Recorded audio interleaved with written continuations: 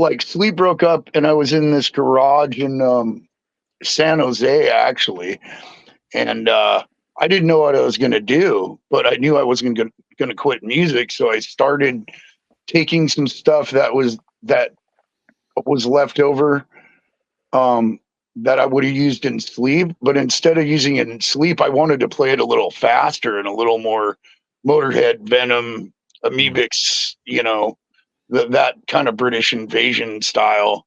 And I just started singing lyrics to Blood from Zion one day. That's kind of where it all started. And then as I got together with this guy Carl, and then I met Dez, and Dez was like, that was my connection right there. I was like, fuck yeah.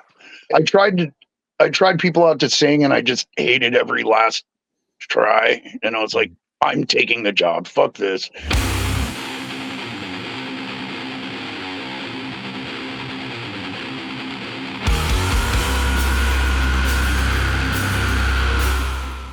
Greetings, Legion, and welcome to an episode of Into the Necrosphere that I have wanted to host since I kicked off this podcast about 5 years ago. The reason for that, quite simply, because I am introducing this week my guest as Matt Pike, the legend of High on Fire. He is joined by Jeff Matz, his bandmate and bassist for High on Fire. And we discussed a number of different topics, including the sensational new album, Cometh The Storm. I took a slightly different approach to what I would normally do in conversation. I know there's a huge number of High on Fire interviews that are popping up all over the place. I didn't want to cover the same ground that some other folks on other channels might be doing. And so I indulged the fan in me, and I asked Matt to give me the backstory behind some of my favorite tracks taken over the course of the High on Fire discography. And that, of course, opened up the doors to several other avenues of conversation, all of which were super interesting. It is going to be coming your way very shortly, but before we get to that, we have another world premiere courtesy of our friends over at Apocalyptic Witchcraft Records. They are about to drop the debut record by a black metal project out of Wales called Wrach. The song is called Que Infra Volo Vedere, and it is taken from the album of the same name. Sit back and enjoy.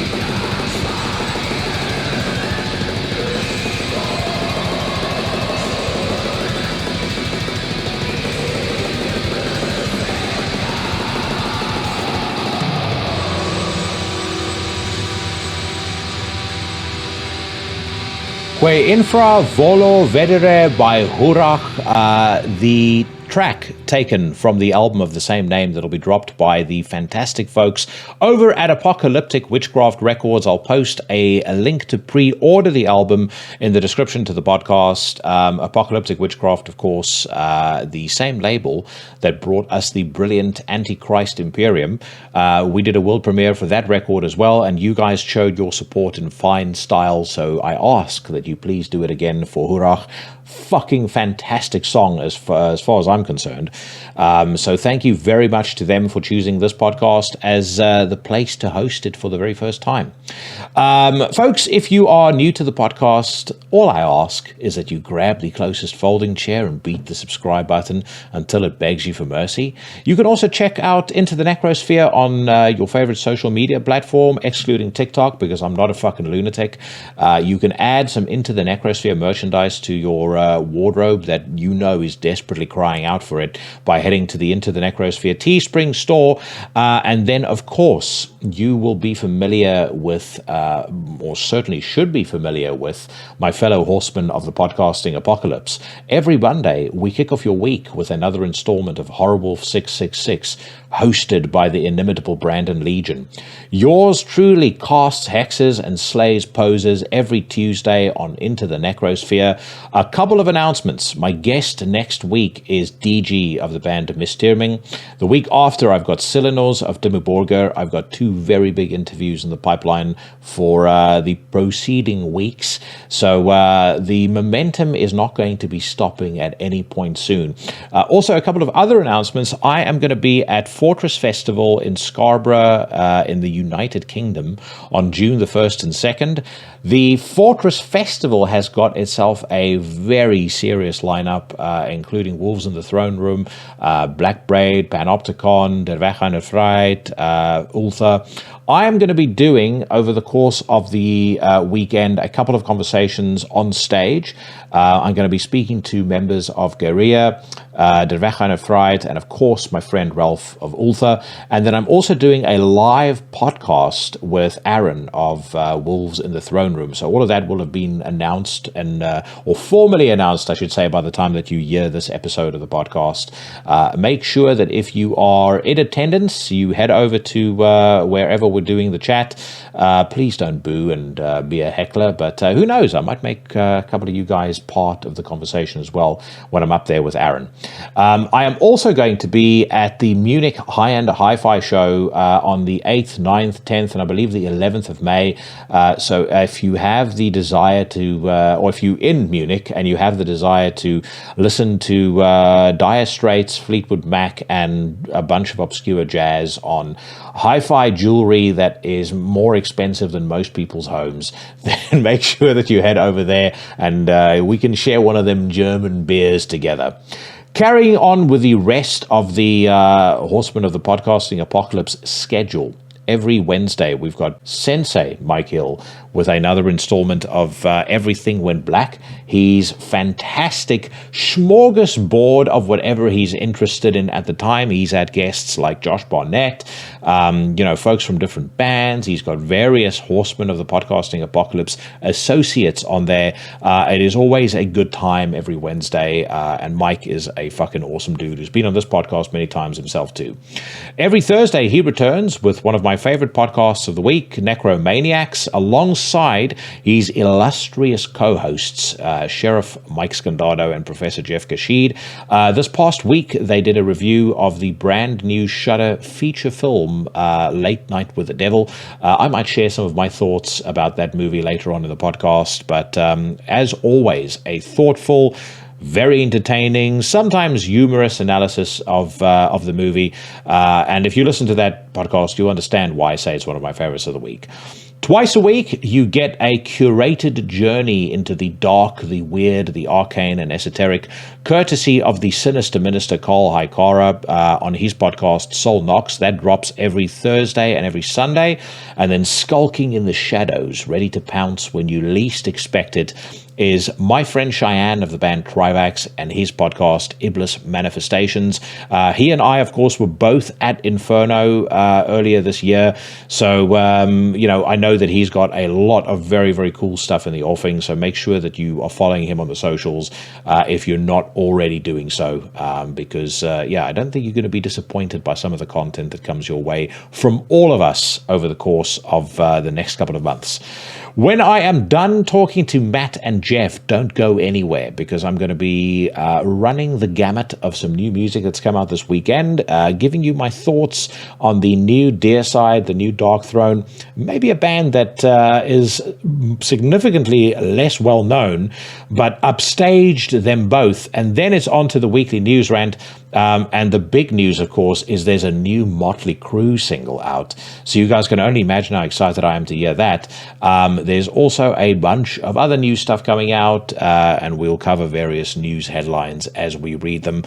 We always go through Metal Storm recently, or more recently, I should say, Metal Injection, and of course the Democrat's Guide to Rock Music, Blabbermouth, and have us a grand old time. So you've got a big show ahead, but for now, sit back and enjoy as I welcome to Into the Necrosphere Matt Pike and Jeff Matz of High on Fire.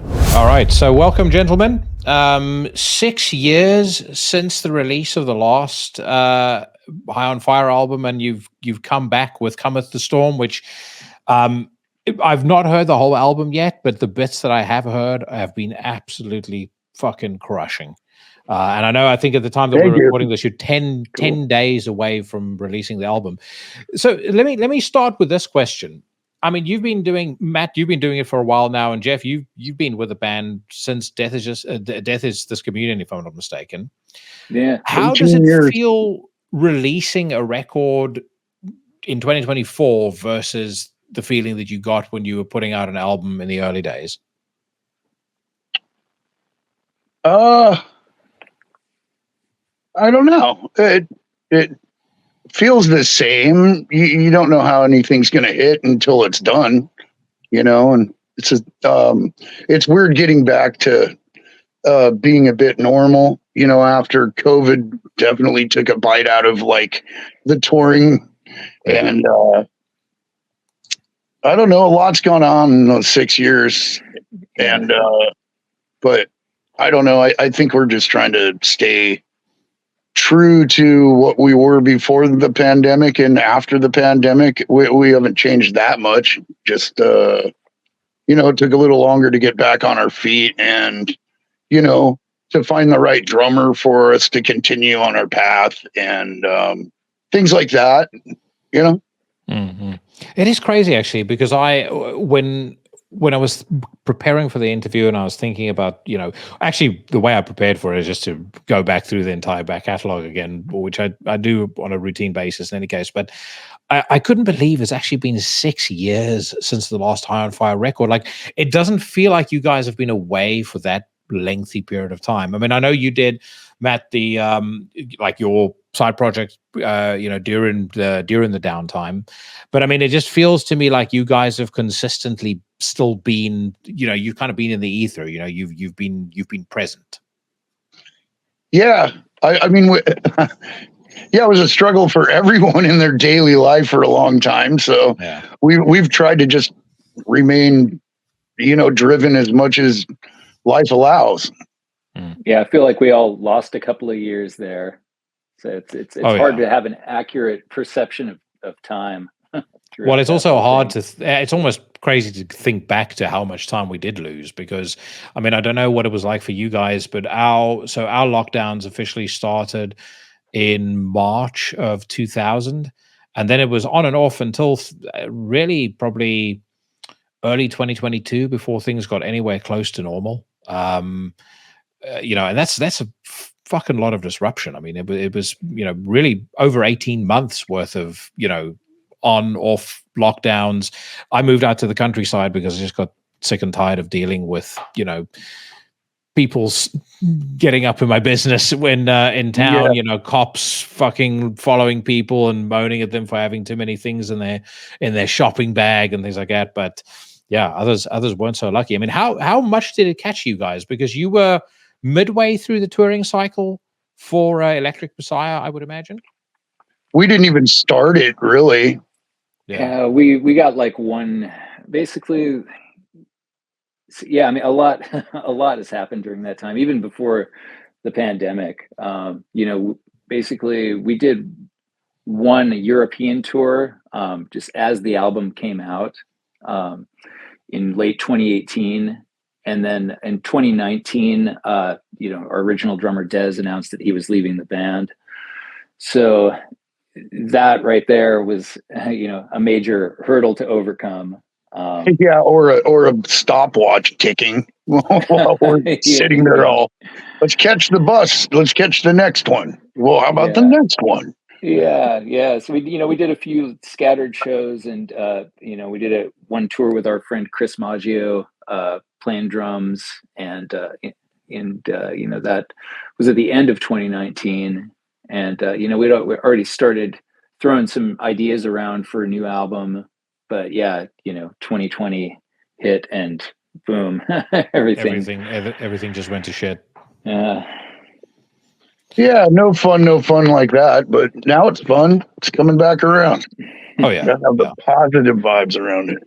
So how long were you guys without like officially without a drummer? Because I think I saw Cody, according to the timeline, joined in 2021. But I mean, you guys must surely have known him from, way back prior. Oh yeah, long ago. Yeah, both of us have. Yeah, like I say on all of it, we've been through like 2 major earthquakes with him, Fukushima and Christchurch. We both been on tour with him before that Melvin's tour. We knew what he was like personality wise, and we understood like what his drumming sounded like. We had just never road tested it, and that took a little doing. And we had a couple other buddies fill in, Nick Parks and Chris Maggio, did some shows and some touring with us, and we're like filling in till, we didn't know who was going to be the right pick for us. But once Cody's name came up, me and Jeff were both like, yeah, that's what should happen for sure.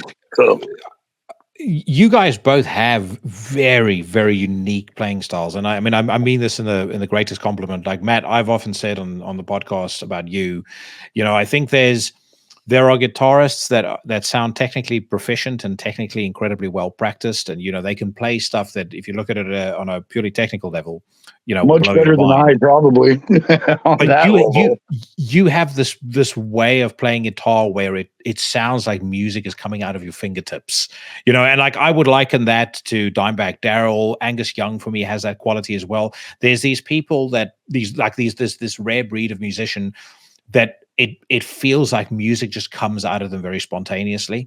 And Jeff, your bass playing, keeps up with that incredibly well. So how do you guys, or how did you know, for example, that Cody was the right drummer for you? Because I would imagine in that dynamic, you need somebody who's going to fit into that really well. This isn't just a case of somebody that can practice the songs. They kind of need to have that same feel that the two of you play with.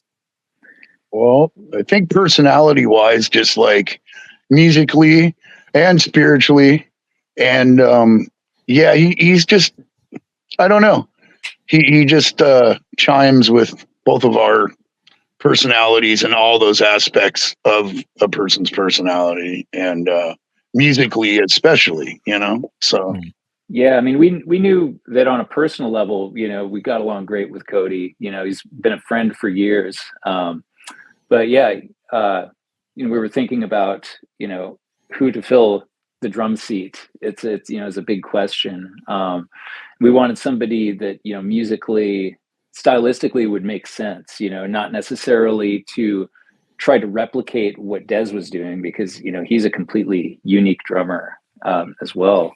But they would bring their own thing to the equation, and, while still, keeping the spirit of High on Fire.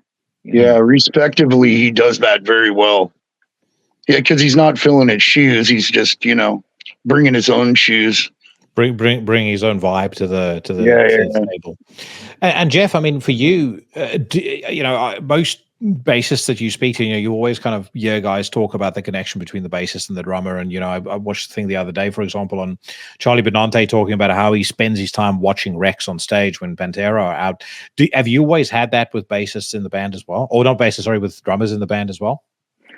Yeah, I mean, obviously, being part of the rhythm section, I mean, I would really think like all three of us, we all are paying attention to each other, very, very intensely, especially in three-piece band, But yeah, definitely, it's like I definitely try to really lock in with Cody, and especially like in the beginning when Cody was sort of just learning some of our back catalog, going out to play the first few shows with him.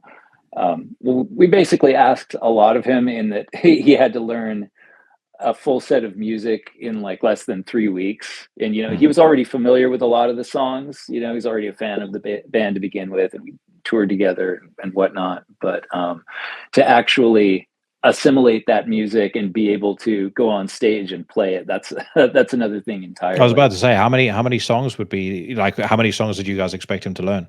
I think there was something like 10 or 11, maybe, it's like an hour and 15 worth, probably. Yeah, little over an hour's worth of music. So yeah, especially in the beginning, he and I were like, there were a lot of like, making eye contact and visual cues, and, trying to, telegraph where like certain accents would come in, or, certain pauses, things like that. Yes. Calling audibles in the middle of the break. Right. Okay, now switch it around. No, this one down with the tempo. So we were talking about your guitar playing style, Matt. Like, how old were you when you first picked up a guitar? And like, what drove you to? Oh, I wanted to play since I was a baby. Like my grandfather and my uncle used to like play acoustic guitar. They weren't like good or anything, but they weren't bad. And they'd like play me like weird songs. Like my Uncle Kimber would like play Black Sabbath or try to play Black Sabbath for me, on like an acoustic guitar. And then I remember my grandfather, I can't remember what it was called, but it was like Johnny McFinkelstein and his sausage grinding machine. And my grandfather would sing these songs that would horrify me, because he was talking about this one guy who was like a butcher, kind of like Freddy Krueger, but he'd make sausages out of all the kids in the neighborhood. And I remember that song. I wish I remembered what it was called, and my uncle told me what it was, and I can't remember because I'm on the spot. But like, so the first guitars, as soon as I was a baby, I was swatting strings, and then I think I was about 8 or 9 when I, actually, my mom bought me this little teeny weeny acoustic guitar, and then it just went from there. I was just kind of born to do that. But I never had lessons or never learned much about theory or technique until much later. So I was like self-taught. And I think that's where some of my style comes from, me being self-taught and then trying to pick up the pieces by learning it the right way after I already know it the wrong way. So, So what drove you down the track of heavier music? Like if you started off with the weird stuff that your grandfather was playing you, like what was the catalyst into getting into heavier stuff? My dad's record collection, probably just like Jeff. My dad had like Black Sabbath, Pink Floyd, Zeppelin, all the classic stuff. And I don't know, it just kind of that related to me. And then early on, I had a couple babysitters that were complete. I mean, it was Dead Kennedys and Circle Jerks and The Exploited. And so I just got this mix of hardcore and metal. And at the same time, I always liked, like classical music and blues. So I don't know, I'm just kind of colored so that I like all music or most music. Unless it's crappy, then fuck music. But no. And Jeff, for you? Yeah, similar to Matt, probably my dad's record collection, being exposed to, a lot of music early on. Like, some of my earliest musical memories are like, my dad blasting, like, he was into some kind of obscure stuff like Arthur Brown, Groundhogs, King Crimson, stuff like Devo, B-52s. Devo. Yeah. What else? And of course, like Zeppelin, Cream. A lot of classic rock stuff. So that's kind of the stuff that I got into early on. Jethro Tull, that was another big one, another one of his favorites. But yeah, so like I was always exposed to music from an early age, and I guess like my dad's a musician as well. He's a bass player, also plays keyboards. He's a great singer. Played in bands throughout the 70s and 80s, and he's still playing today. But yeah, like I think I first picked up one of my dad's basses around I was like maybe 10 or 11 years old. Yeah, I don't know. It just spoke to me. Like, it was just like, I had a lot of fun just playing around with it. And, he showed me how to play a couple of riffs. Like, I remember he showed me how to play Dazed and Confused. And I think like Sunshine of Your Love by Cream. And once I started actually, getting some riffs under my fingers and could actually like, make sounds that sounded something like music. I got really inspired and just wanted to spend all my time doing that. So it just kind of like went from there, through that. Like my friends at school, I got into, metal, bands like Iron Maiden and Judas Priest, and, later on, heavier stuff like Slayer. And then kind of found punk rock, in my teenage years, got into like all the SST Records bands like Black Flag, Descendants, a lot of the LA punk stuff, like Circle Jerks, X. Just kind of, all similar influences, like, all similar. And then once you get to a certain point and you go through all that catalog, you get all prog, and then you start discovering prog bands and like Vishnu. And then he mentioned Socrates Drank the Chromium, which he turned me on to. There's like so many weird bands that you never heard of when you go on that journey. You go on a musical journey and discover more stuff, So that's a good segue into one of the things that I wanted us to talk about, because like I said to you, there are a couple of there are songs scattered across your catalog that I wouldn't necessarily say are underappreciated, but I would consider them deep cuts, and I was keen to pick your brain on the story behind some of them, just because they were the ones that we spoken about least. So we're going to start with the first album. And it's particularly relevant, I think, because I can hear big business influences in this particular song. So on the first record, The Art of Self-Defense, the song Lost has always intrigued me because it's such a standout on the album. And it feels to me when I listen to that record, like the record kind of is almost taking a journey from the point that Baghdad begins to Lost as kind of one of the peaks of the record. And I think your vocal performance, the kind of urgency of the song, everything to me about that track just works on every single level. Well, it was about my childhood best friend dying, and I suppose it was my first song about death and how dealing with the loss of my best friend. He died of an OD, and and I wasn't a very experienced singer or lyric. I creatively wrote, but I wasn't a lyricist before that. It wasn't my job.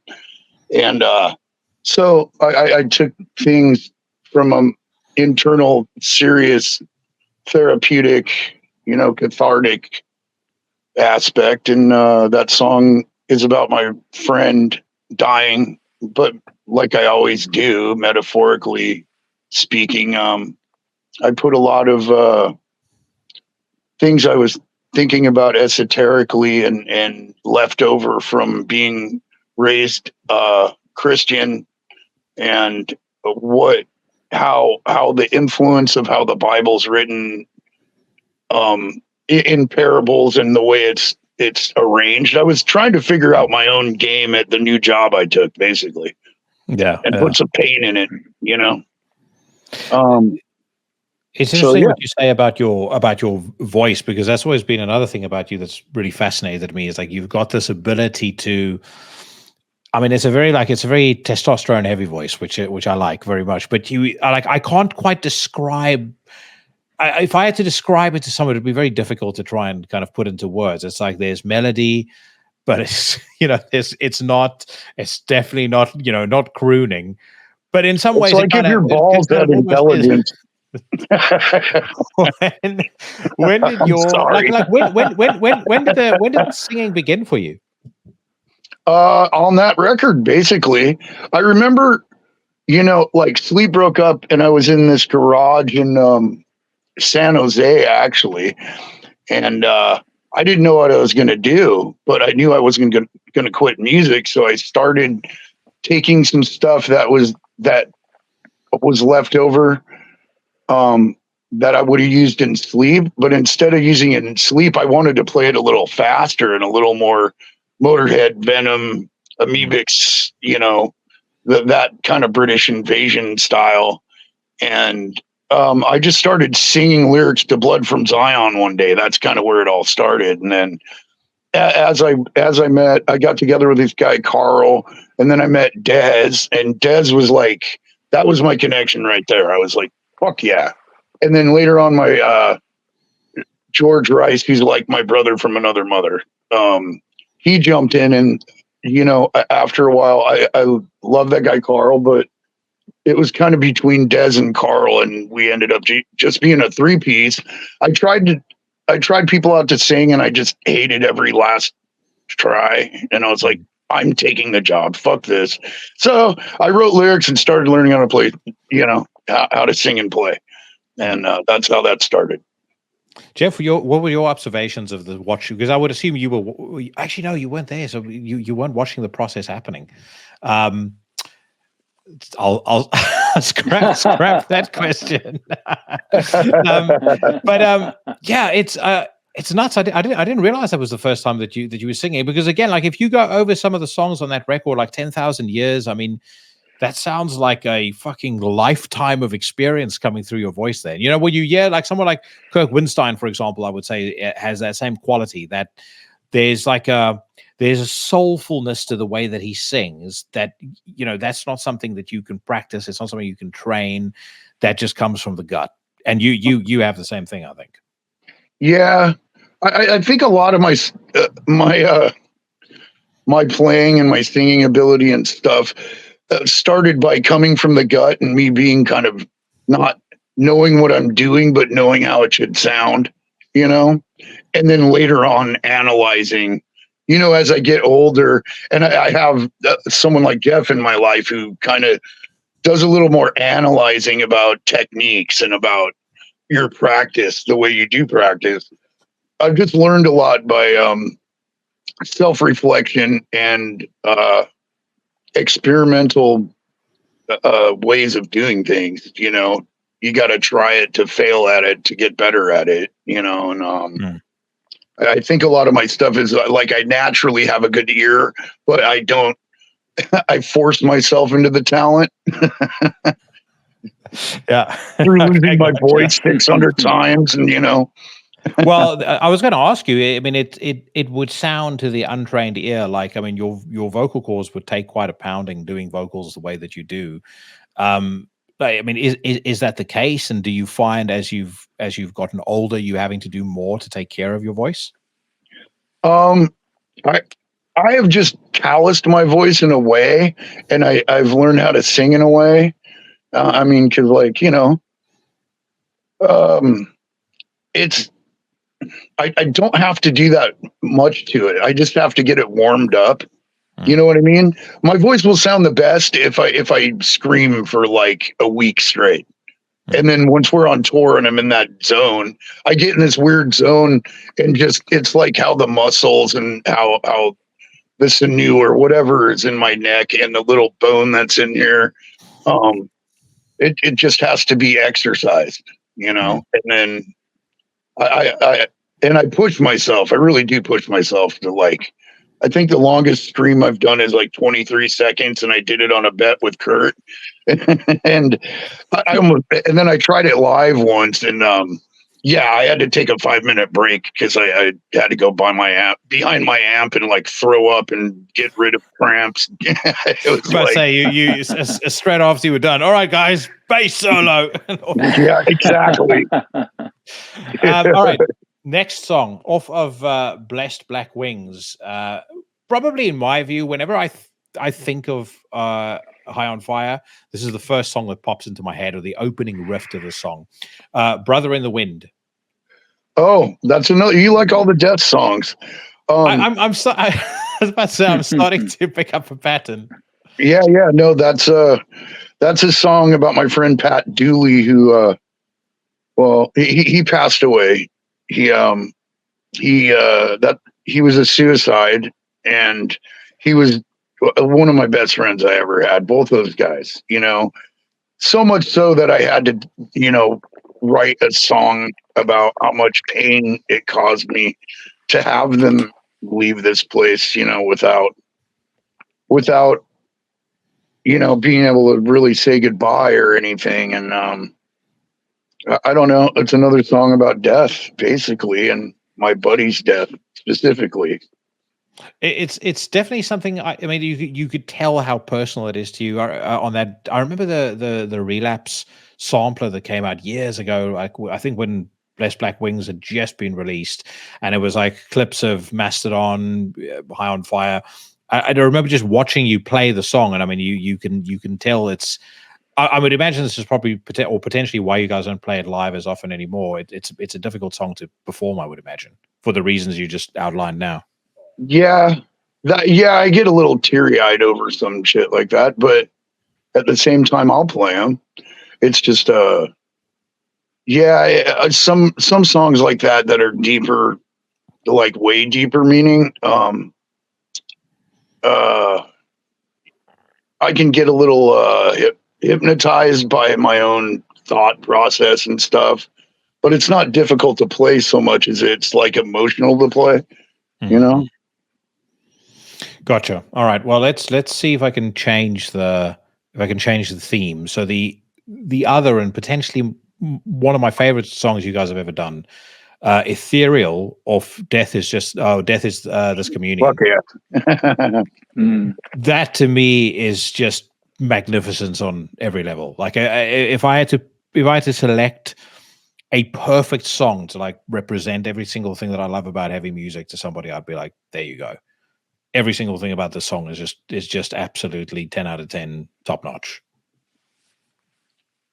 That's awesome. One of my favorite High on Fire songs ever. That song crushes, and we don't do it. We've done it live a few times, but like, I don't know if everybody got that song either. Not a lot of people get that song, and I think it makes you intelligent because there was some weird magic when we wrote that one. And that's when Jeff just joined too.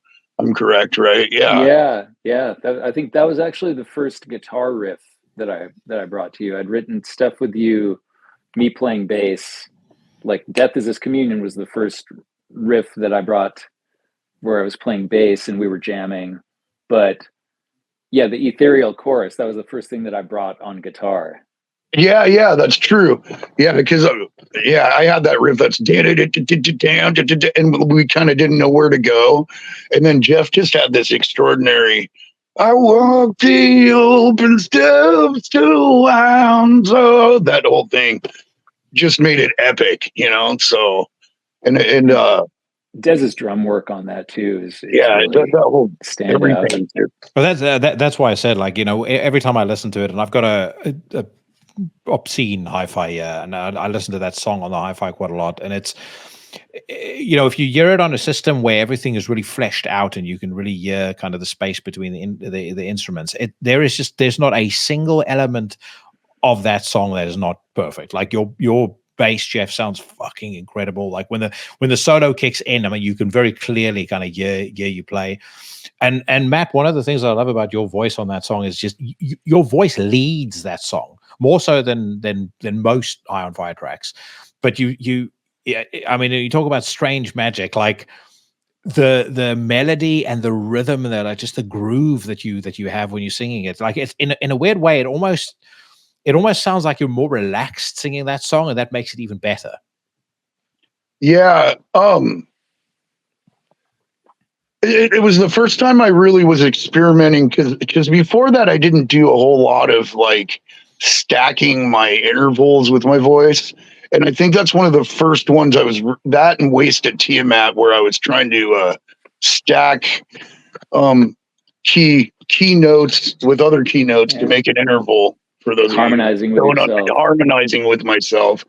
And where I got like I talked one through in this octave and I sang one through in a higher register, and it going together and sounding good and not sounding like I don't know what the fuck I'm doing. And you know, and in light, the thing about that song is it's kind of weird. It was my interest in the occult, but it was also that I was on acid in Golden, Colorado when I was a kid, and I was walking home, and there was all these moths, like all by these lights, and there was this gigantic moth, like that big, and I was like on acid. I was like, "Is that thing real?" And I touched it with my toe, and it blew up, and it like kind of crushed my heart for a while. Like I felt like some weird, like I'd done something so demonic and detestable on accident that I was like, huh. And so kind of a little part of the way that my spirituality is, I will not kill a moth for any reason at all. And I also think it's very much like the practicality of religion or spirituality, whether it's Christian, Buddhism, Hinduism, or like whatever you want to go. The moth is always trying to get to the light. So it's a metaphor for you moving spiritually more towards enlightenment. How much of your Christian upbringing still kind of sits with you in your day to day? I'm a Gnostic. I'm like pretty Gnostic. I have some I have some weird beliefs, and it'd be too hard to explain to everybody the way that I think. And I have a connection to Yeshua HaMashiach. I have a connection to Buddha. I have a connection to all the prophets. And I think about the lessons that you can learn from people and the example that they've shown you, more so than I do rely on someone popping out of the sky to save me, which will probably happen and prove me wrong someday. But I also know where we came from. I know things that other people might not believe. And hey, you know, I have songs about that too. Can you believe what I believe? It's not for everybody. It's just for me, you know, and that's when a personal spirituality becomes a religion, is when you lose all connection with your spirituality, in my opinion. Yeah, I asked that because it's been a recurring theme on the podcast. I've had, you know, a very good friend of mine, you know, grew up in Iran, so you know, had Islam as kind of a you know, backdrop to most of his life. I grew up in a very strict Christian house, you know, and probably considered myself a believer until the age of about 19. And then I started to move quite aggressively away from that, and now I'm 44 years old now. I have an appreciation for a lot of the lessons and the principles that I learned in that, but I'm kind of the same. I'm on the same track that you are, in at least as much as I feel like there's a big separation between being spiritual and being religious. Yeah, like you want to share it, and I don't want to be part of someone's gang when it comes to like my personal. I'm not in your gang. I'm not a tribal person when it comes to spirituality, but I understand if you have spirituality, I'm not going to judge you no matter what you believe. It's not my place to do so. It's not my place to judge anybody about anything, really. You know, all I can do is give my opinion and observe and be who I am, and where I move with mine is no one else's business unless I want to share that and they ask me one-on-one personally, you know? So There's also enough a tribalist mentality in the world as things stand. Period. So Right now, yeah, again, it's kind of I'm ridiculous. I don't want to contribute to that in any way, shape, or form. Again, I would definitely would describe myself as fiercely individualistic. Yeah, me too. And to be the extrovert that I am, I have to be much more of an introvert for longer periods of time to even have the energy to communicate like that. Mm. So, all right, let's move on to my next deep cut that I wanted to explore. On Snakes for the Divine, How Dark We Pray. Mm-hmm. Which is as fucking like that. That's as biblical as it gets. Well, right, like I said, natural segue. Well, that's just about. I mean, it's kind of about all the different versions of Anime and Ave, which, if you put it together, is Yahweh, which means woman and man, the two sexes, which is a Star of David, which. And then it's also about the first wife of Adam, which was Lilith, and her connection to that, the Fertile Crescent, which I believe was a big petri dish, and so on and so forth. I don't want to take up too much time. Like, I could teach a class in weird fucking shit like that, and I tend to take up too much time explaining the encyclopedia of crap in my head. So, I find it interesting because, like, where did you like? How did you look into this? Like, how did you arrive at the theories that you've developed over the years? well, before the internet, there was the library, but now it's pretty easy to find information. Although I like to read, my eyes aren't what they were because I did read so much when I was a kid. Like, my eyes are just, I can't focus for very long. So I'll read a little bit at a time, but I can't go through books like I used to. So, I get into documentaries and different opinions, and I take footnotes, especially if I'm writing lyrics or poetry or any sort of things I have to put down on paper.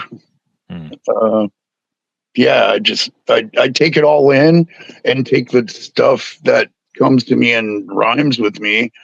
And I also appreciate other people's opinions. And if I don't agree, I don't agree, and I don't have to bash them about it. I just keep it to myself and express what I need to express.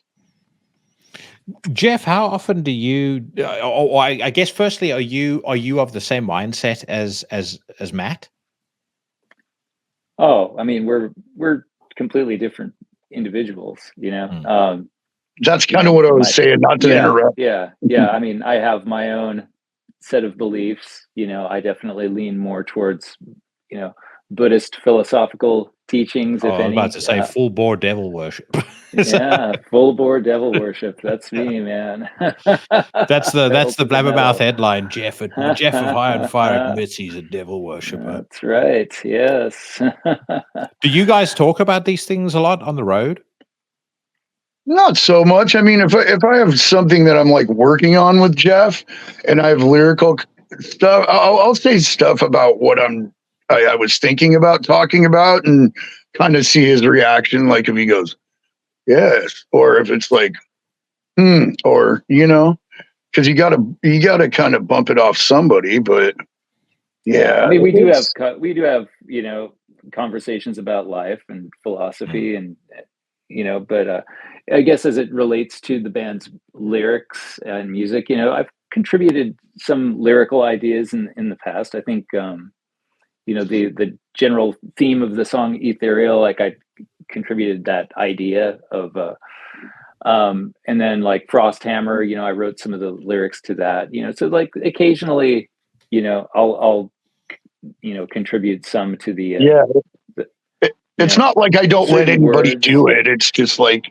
certain words and lines, like little bits here and there. But yeah, overall, all in all, especially on the most recent album, it's I just let Matt take the reins on this one. You know, I definitely had my hands full with the musical contributions and playing bass and guitar and volume and whatnot. Yeah, and I'll bounce the ideas off like him and Cody and be like, what do you think? And they're like, oh yeah, you know what I mean? Like, do your thing. I appreciate that they give me that musical freedom, or lyrical freedom that I have is really nice to have, because I can really get across what it's super need to get out of my head and onto the beautiful music we make together. So. And I was going to say as well, I mean, it's you who are singing it, right? So you have to, I guess, sing something that you feel a personal connection with. You know, you couldn't just sing something that's just, you know, some throwaway lyric or something that to you personally is meaningless. Yeah, I think some people do that, like some musicians. I have a hard time with that. I have to feel what I'm singing, you know, definitely. And some people don't take it as like seriously as I do. You know what I mean? Some people would be, oh, those are just lyrics, mate. You know, and like, to me, it's like very personal and very, and I do want to reflect the other members of the band's like vision as well. So I try to make all that work, and I seem to have a knack for it, even though I'm not patting myself on the back or anything. I work really hard to like make sure that the content it matters, you know, kind of like Conan matters. He figured out he matters. Like, you know, I really like to make sure that it's fucking intelligent and badass, and keep it at that. Well, so if we move on to another one of the songs I wanted to ask you about, and I've got two more, and then we'll come to the new album. But on De Vermis Mysteries, King of Days has, I think, some of the most beautiful lyrics. Here. What's died? Sorry. Oh, just adjusting. Yeah, sorry, my ear pods just died. Oh shit! Do this. Whoops. Uh-oh. Well, all right. If it's something I can answer, I can answer it. Well, so I wanted to ask you about King of Days. The opening lyric on that track to me is just like some of the most eloquently written lyrics that I've ever read. A psychopath has found a sight and a way to be the king of days. Whoa. Hang on a sec. I can hear like three of you all of a sudden. I think it's Jeff's ears. That's the power of the song. There we go. Oh, no, it was Jeff's ears. So I was getting, it was in, when you think back to, I mean, that song, that song's about, it's a spiritual song. It's about, it's about my, like, another death song. You like all the death songs. And that song is I think it's the first one I tried to croon in with, ooh, ooh. I just was trying something that I hadn't tried musically, you know. Yeah, Jeff wrote the opening riff on that, and I just thought it was fucking outstanding. So my head started rolling, and yeah, the psychopath has found a way. It was right about that time I was having massive struggles with drugs and alcohol, and my relationship to death, and why the first time I went to rehab, I tried to drink myself to death. I didn't understand my depression. I didn't understand I had ADHD. I didn't understand a lot about myself. And it's really, I go into the darkness of my own heart and my own being. And I'm talking about just trying to understand, being a human being and trying to understand life and why you're here, and embracing the darkness that you are, so that you can figure out how to move forward, you know. And I think there's more to it than that. I haven't heard that song in a little while, but it was very much, yeah, very, very. It's a very dark song, but it's very hopeful at the end. You know what I mean? Yeah. Yeah. I was going to say, I mean, sorry, Jeff, you wanted to add? Oh, I was just gonna say, yeah. I mean, that musically, that song was something that was a 4 a.m. stoned just playing bass with the looper pedal, and then like I came up with that main riff, and I just started like stacking harmonies on top of it. I think at the time I was listening to a lot of it's like early like Renaissance Flemish wind music. Like I was really on this early music kick at the time. So like that melody was like straight out of some of these like kind of distilled through some of these recordings I was getting into.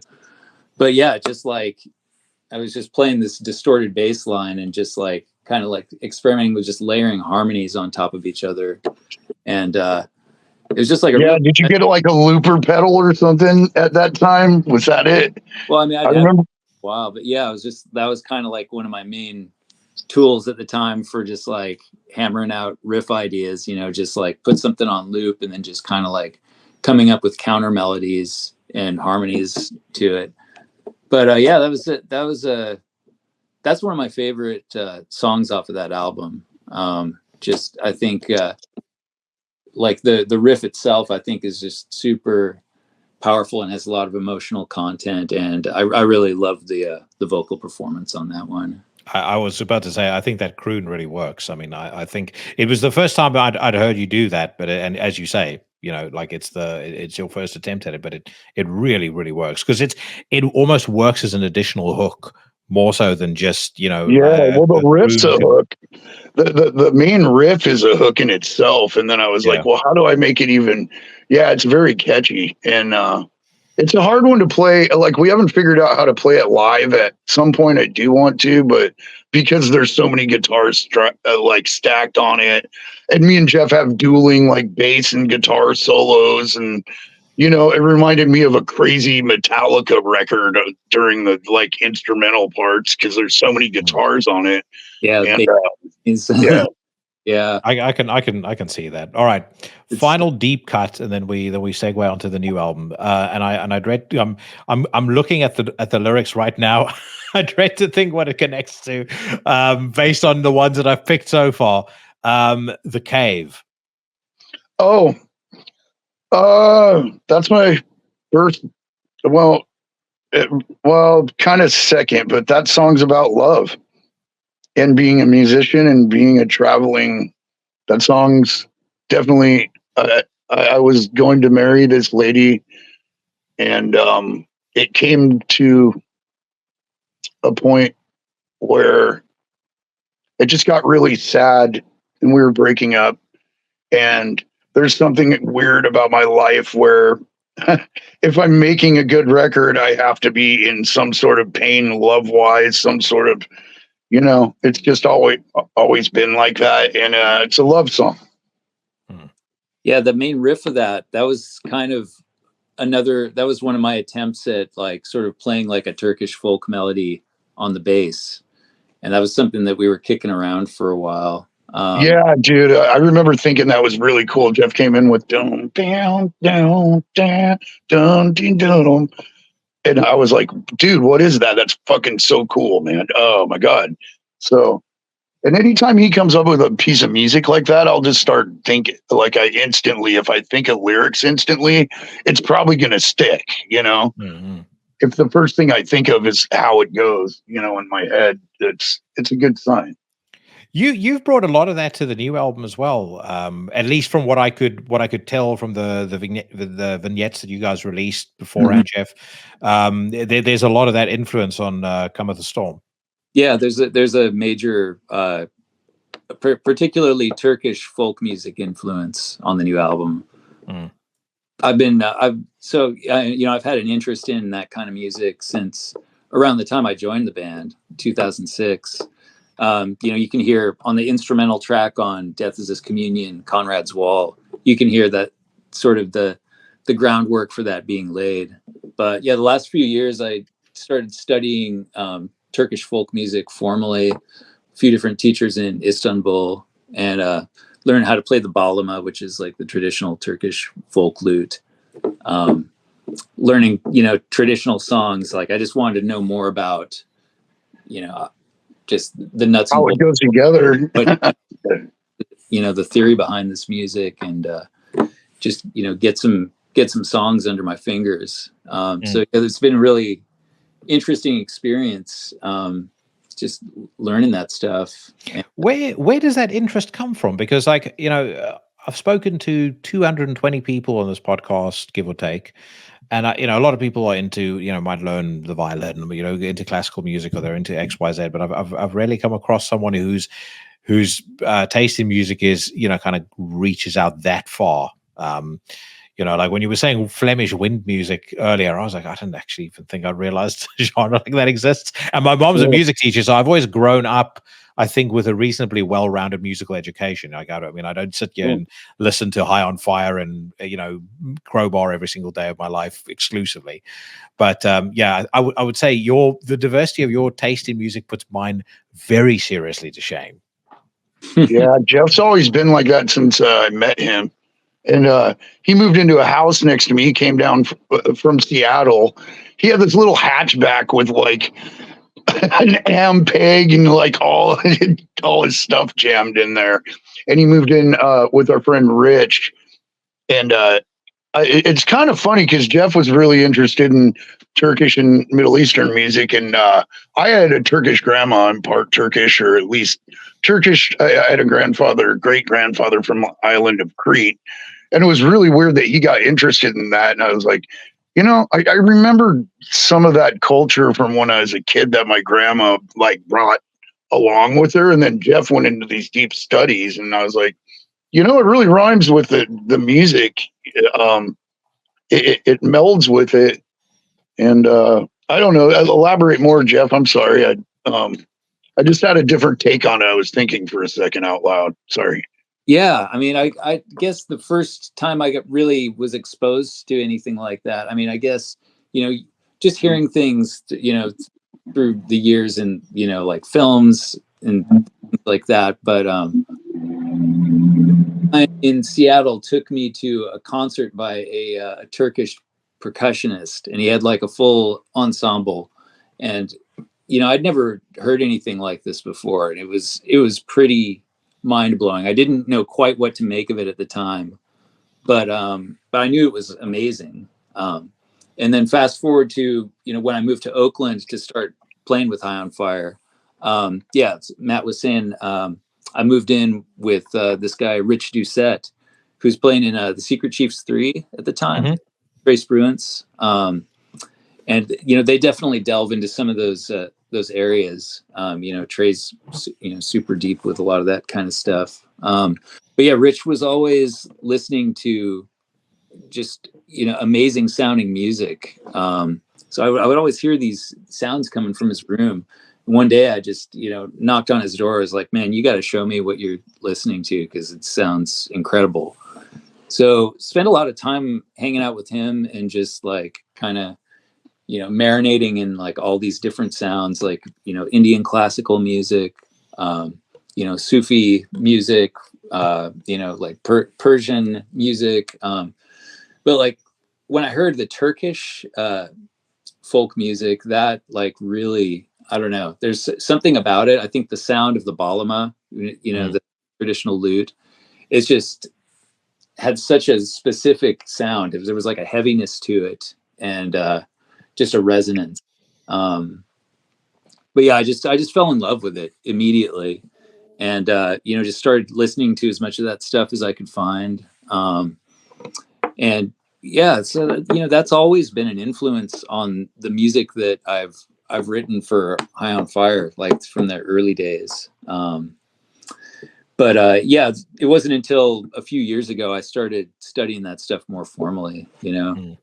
I had plenty of time during the pandemic to kind of hunker down and really practice and do a lot of studying and take a bunch of online lessons. And it's my love for that music has just gotten deeper over the years. And I think it's really upped our game as a band. Incorporating some of that stuff is like, I think, essential to the evolution of like where High on Fire is ending up right now and where it's going. So I was going to say, have you, Matt, has Jeff ever brought you an idea that was so outlandish that you went, "Fuck this! This is not. You know, we're not ready for this." I wouldn't say really. I mean, because if there's things, I mean, if it's something I think could be improved upon, I don't like shooting things down. If I don't like it, I like reworking it as opposed to shooting it down. You know, and if something doesn't stick, if I write a riff and, you know, he doesn't like it or Cody doesn't like it, or, you know, we don't have to play it. Like, we have so many ideas that come out of, especially between me and his head, you know, it's, the riffs are kind of endless. I take it as a challenge. If it's, there's nothing I really like thought was too difficult to perform or that I wasn't capable of. You know, I'm not proficient at the saws, but I could make my guitar sound like it, if, you know. Which is kind of sometimes where I think some of the magic would come from, right? Is how do you take the thinking, the kind of musical blueprint, you know, behind these very different styles of music and bring it into the High on Fire world? I mean, I think a big part of that too is just understanding the band and the sound of the band. And, you know, over the years, I've sort of assimilated the language of High on Fire, if you will, you know, just like learning how to kind of craft riffs in the style of, you know, so when I bring things to the band, you know, there's some stuff that I write that I know is like definitely not High on Fire material, you know, and there are other things that's like, yeah, you know, maybe this could be something, and, you know, but just like with any of us, ideas get brought to the table. Sometimes, you know, it's some, you know, if everybody's feeling it, then, you know, that's great. But I always try to, you know, sort of, you know, just sit with it for a while and think about like, okay, you know, is this something that could really work within the context of the band? Yeah, of like what High on Fire should be going for. I'm the same way about stuff.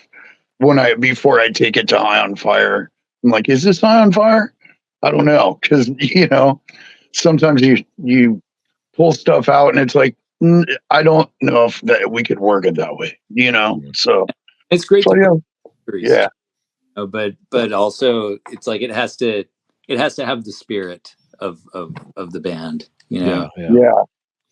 Now, one of the things that I've heard, and Matt, I think this was you that said it about I've heard said about the new album, is you said the new album is kind of a reflection of where you see society is right now. Can you elaborate on that? Well, just like how I use metaphors with things that I study. Yeah, I mean, at least lyrically, and I think the lyrics go with the music. So yeah, I think it's about the world around us and the occultish side of where things you don't see. All occult means is secret. The secret things you don't see that are coming to light. You know what I mean? People are starting to wake up to the fact that, like, what you've been taught in school may not be exactly on the mark, but it's probably based off something that is on the mark. So how deep do you want to dig? And then once you go down that, you're forever philosophizing, whether it be a dark nightmare or a hopeful thing. It's just how much have you been lied to, or how much do you not understand something you thought you understood, you know? Or at least, I mean, that's how my brain works. So I do that to myself. So I think too hard. Yeah.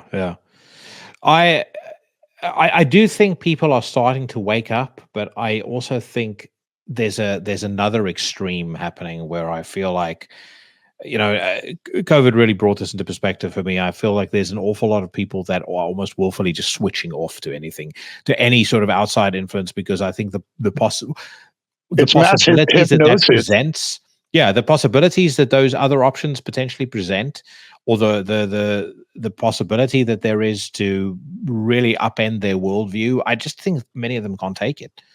You talk to some folks about, you can present them with data, you can break down specific facts to them, and it's almost like they put their hands over their ears and just yell until you shut up. Yeah, because they don't want to have to contemplate those things because of how that will challenge their thinking. yeah. I think a lot of people have that problem, and I think a lot of people are prone to that. And I think I don't know. My mom used to be all, "You're just going to be a TV baby or whatever," and I think a lot of people are TV babies, and I think that I am not. And I think pretty profoundly that definitely other people would be very uncomfortable with, which I'm fine with, because I want to know. I want this to be the last time I have to spend time on Earth. I don't want to reincarnate here again. I want to go where I came from, but there's my whole belief thing, and no one else has to think the way I do. So here's a question for you, and maybe this is a good way to wrap it up. You've alluded to your parents a couple of times. Your parents must have been, if nothing, I don't know how they felt about where you were at in your career at the time, but when you guys won the Grammy Award, which blew me away. I was like, for the first time they actually got it right. How did they how did your parents feel about that? Was there, I guess maybe I should rephrase it. Was there ever a doubt in what you were doing when you kind of went down this road? And, if so, what validation did winning that Grammy bring? Because that really kind of elevated you up in the very highest echelons of the music industry, not, let alone the metal scene. I suppose, see, I don't know. My parents were always supportive of the music. I had a rough childhood, and me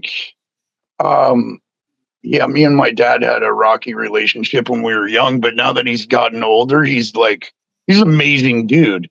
And then I see a lot of his same anger issues in me now that I'm the age he was when I was a shitty teenager, probably, starting shit and just the childhood kind of stuff.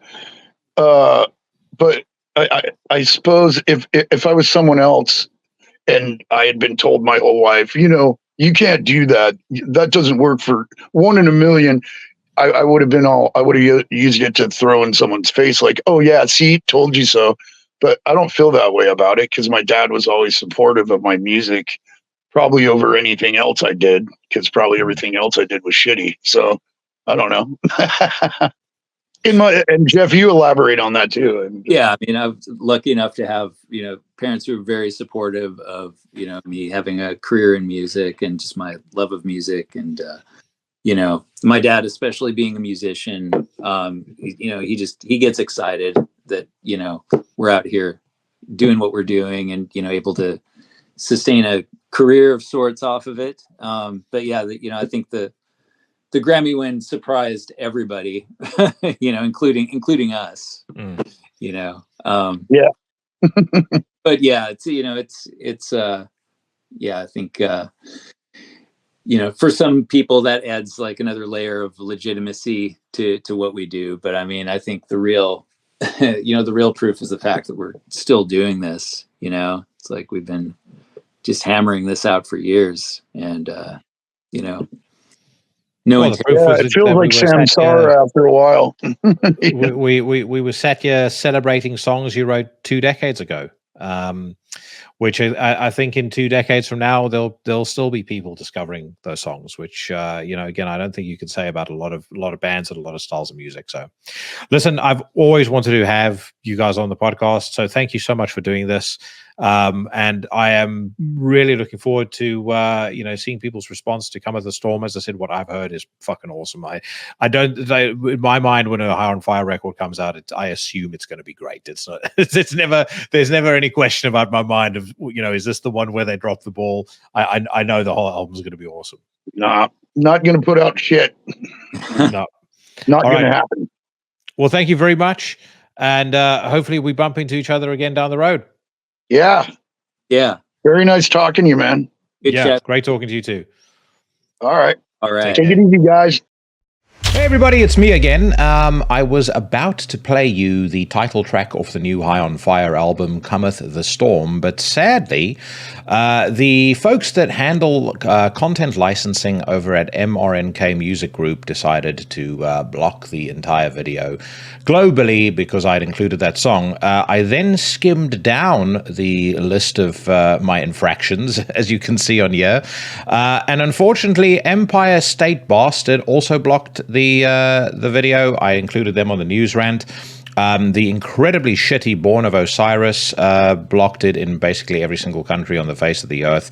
And Motley Crue's new single is one that if you listen to the news rant on the YouTube version of the podcast, you won't be able to actually hear anything of the track. So you guys are going to need to excuse the continuity error in the next part of the podcast.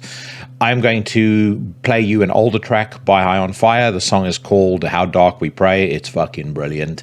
And you're just going to have to take my word for the fact that the new High on Fire is a masterpiece. And then I'm going to have to do some emergency surgery on the news rant as well, possibly even record it from scratch, which means for the first time ever, you're going to get a somewhat different experience on the Spotify audio to what you're going to get on YouTube. I can't be bothered to change them both, so yeah, we'll just confine episode 224 to a rare, possibly and hopefully once in a lifetime anomaly. But that being said, I will shut up and let's get back to the music.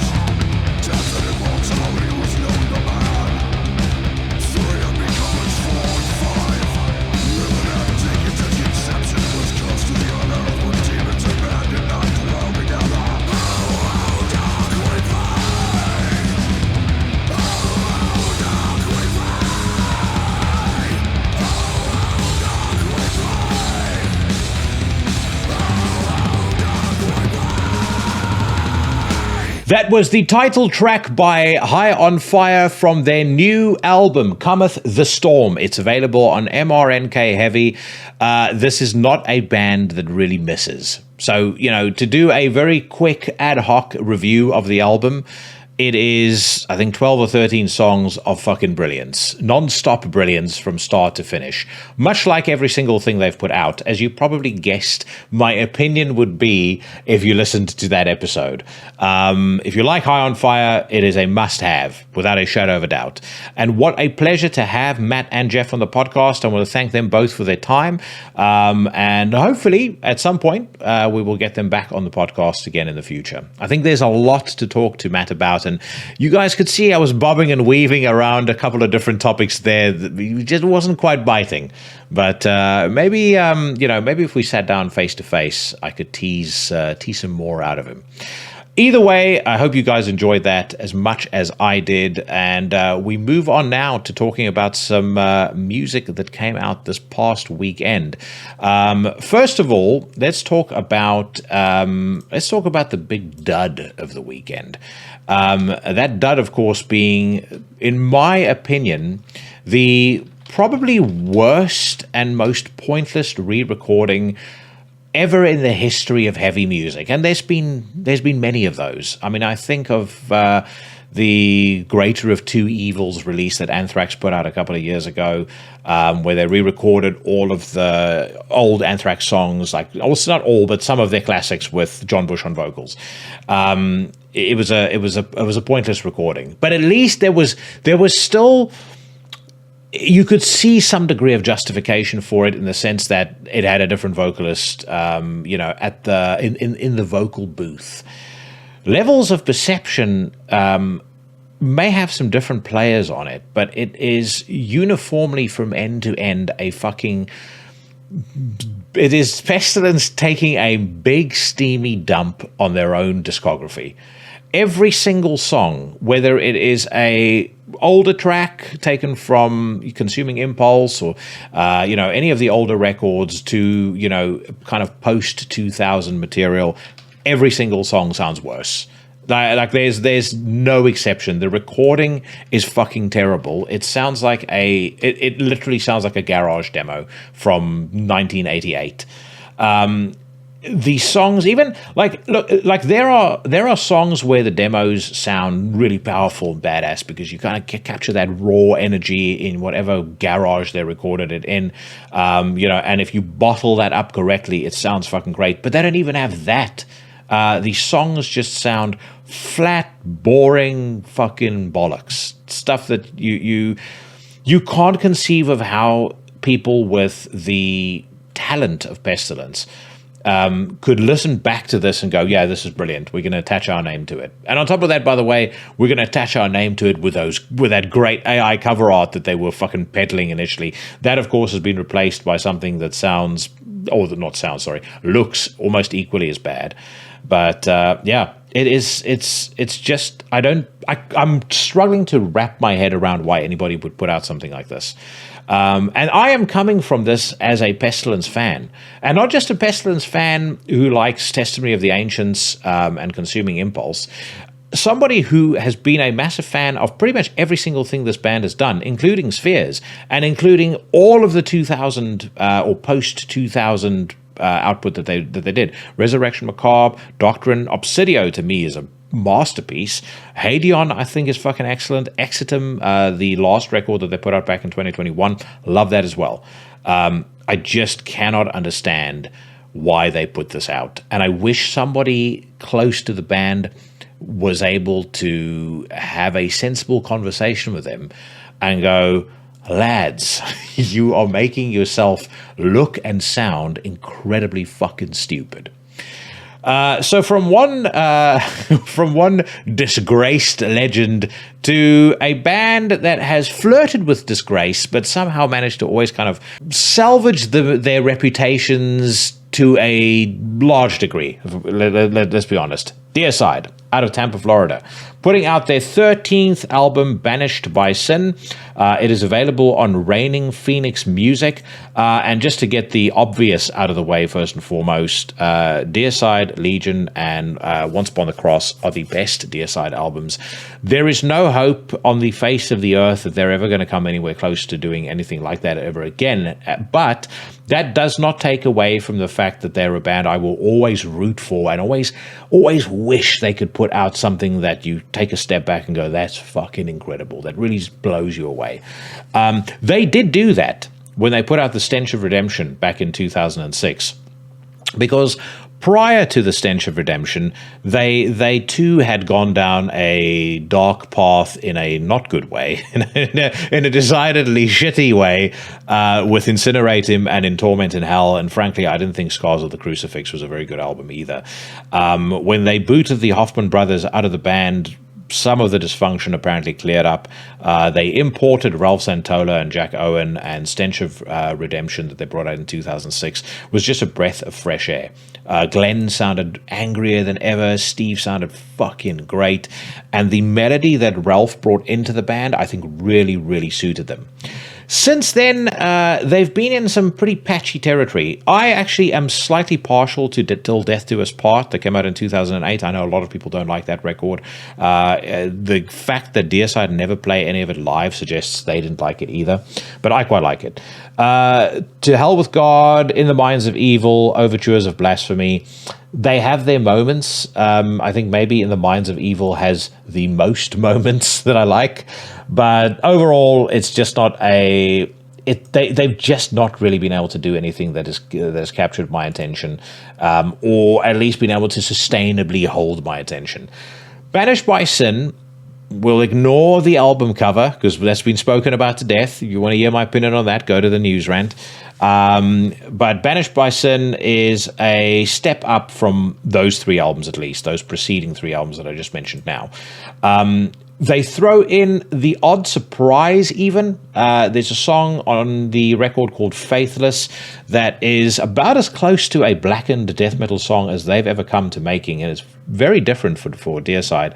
And then, of course, they throw in the usual Deicide tropes. That kind of mid-tempo, rolling groove, galloping death metal that, has, kind of been the mainstay of their later stage career. And from time to time, they can do it really, really well. Sever the Tongue, the second single that they put out on this record, fucking great track. Significantly better than Bury the Cross with Your Christ, which still, to me, befuddles me why they put this out as a single, because it's by far the worst song on the record. Elsewhere, they've got Failures of Your Dying Lord, The Light Defeated, The Trinity of None, Woke from God, which I thought is very tongue-in-cheek and very funny. All decent tracks.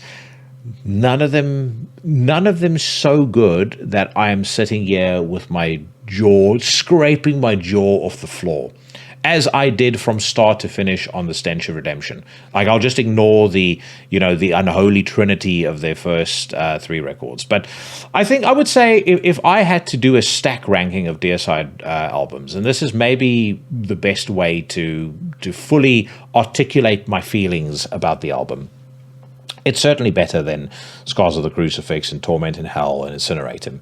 It is better than To Hell with God, In the Minds of Evil, and Overtures of Blasphemy. It is slightly less interesting than Serpents of the Light, and I'd probably say definitely less interesting than Till Death Do Us Part. And then obviously you've got the best of the best stuff at the very top. Something else that I'll point out here that a couple of folks have been mentioning to me on the socials as well, the production feels a bit toothless. Sterile is the word that one of my associates used. I think that's right, but it just seems to lack the bite that you feel a Deicide record needs to be completely effective. But that being said, I think if you're a true Deicide diehard, which I guess I am as well to a degree. But if when I say Die Hard, I mean to you, there's nothing they've ever done that's not brilliant. Then you're going to love this record. They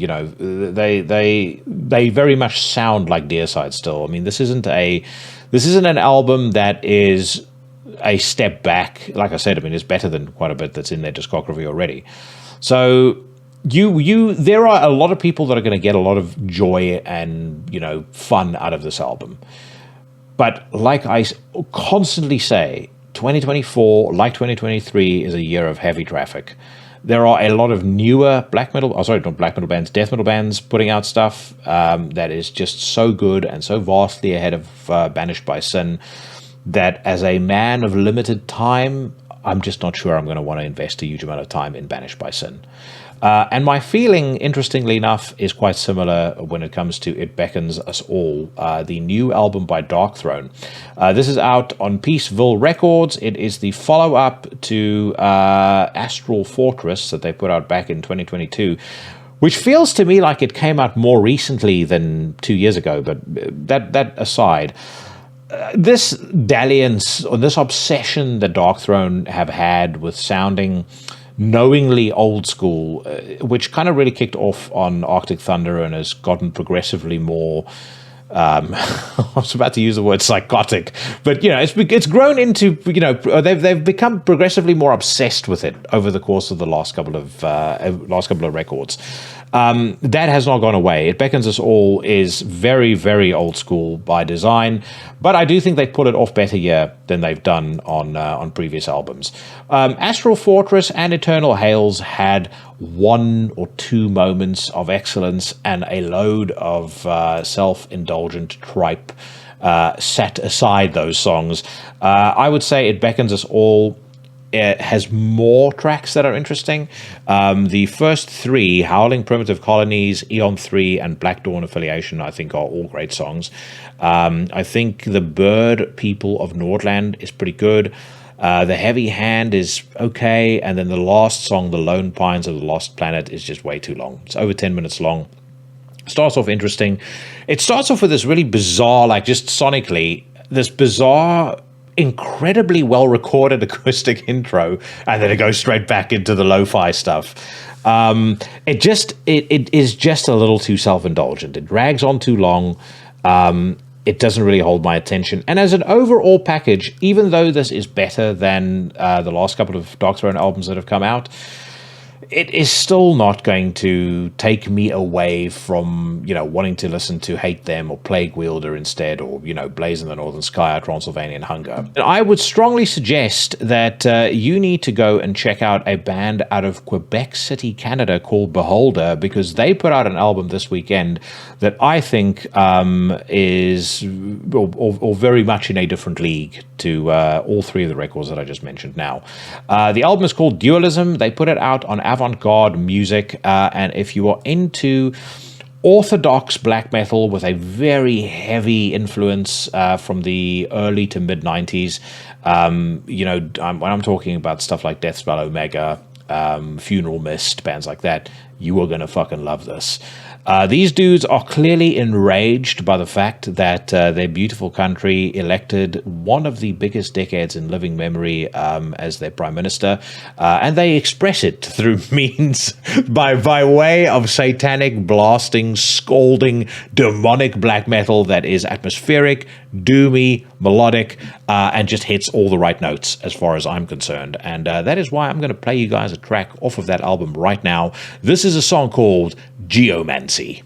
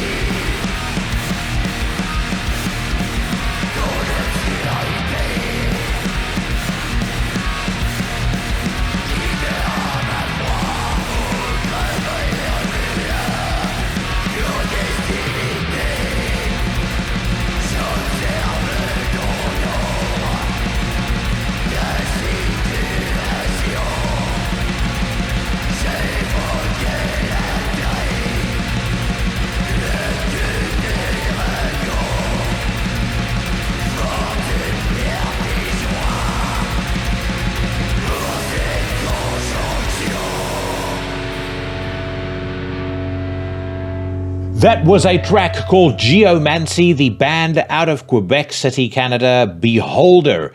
And the new album Dualism is out now on Avant-Garde Music. I'll post, as always, a link to their Bandcamp in the description to the podcast. So if you head over there and you buy yourself some music, you support a group of hard-working, honest musicians like Beholder, then make sure that you let them know that it was old Jackson at Into the Necrosphere who sent you. Right now, my friends, you have an hour's worth of non-stop nerd smashing and good times ahead of you.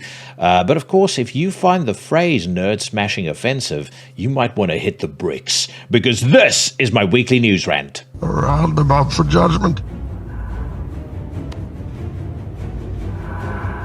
And hang them where the world can see. All right, folks, we start on metalstorm.net, as always, the finest metal news website in all the land. I mentioned that we're going to do some emergency surgery on the YouTube version of the news rant this week. So we were going to listen to the new Motley Crue single, cunningly entitled The Dogs of War. But since that got the video blocked, we're not going to do so. I will give you the cliff notes, though. It's the first single that they've done sans Mick Mars.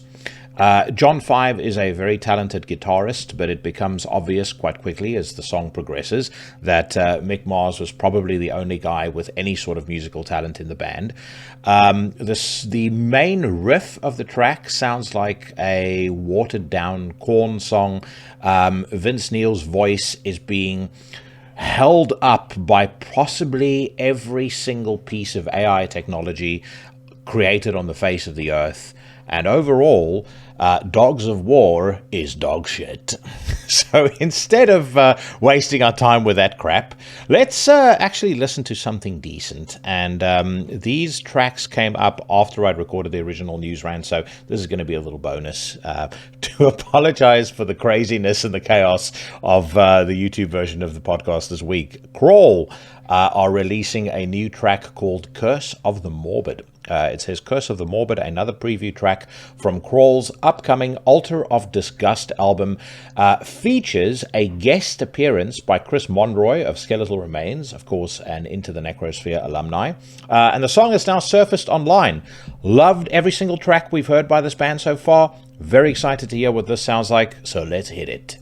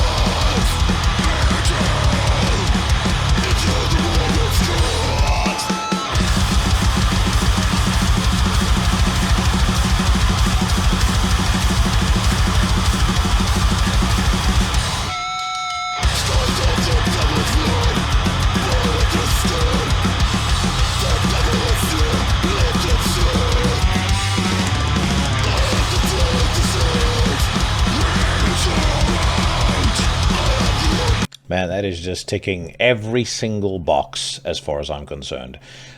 A riff that is catchier than a case of Trump derangement syndrome at a Feminist rally.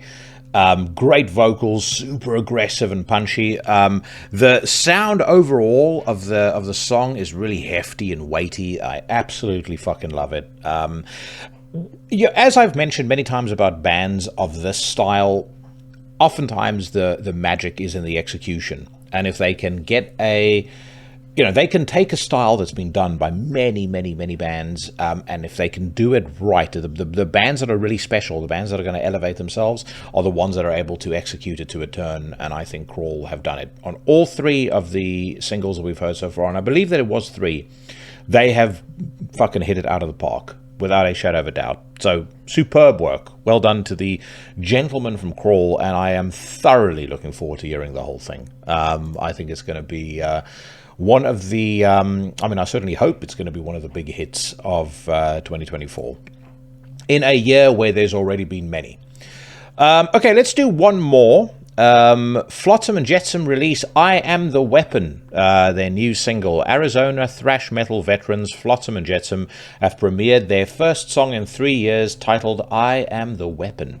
The song comes in anticipation of the band's long-awaited 15th studio album, which will be their first since 2021's Blood in the Water and is expected to be released sometime this year. Did I listen to Blood in the Water? I think I might have given it one or two skims, but Flotsam and Jetsam were never really a band that hugely featured on my radar when it came to thrash. I really kind of knew of them and checked out their music because of the Jason Newsted connection back in the day. But when it comes to the masters of thrash, it was really the Testament, Forbidden, bands like that to me were they were the cream of the crop. So Flotsam and Jetsam wasn't a band I invested a huge amount of time in. That said, let's hear what this sounds like.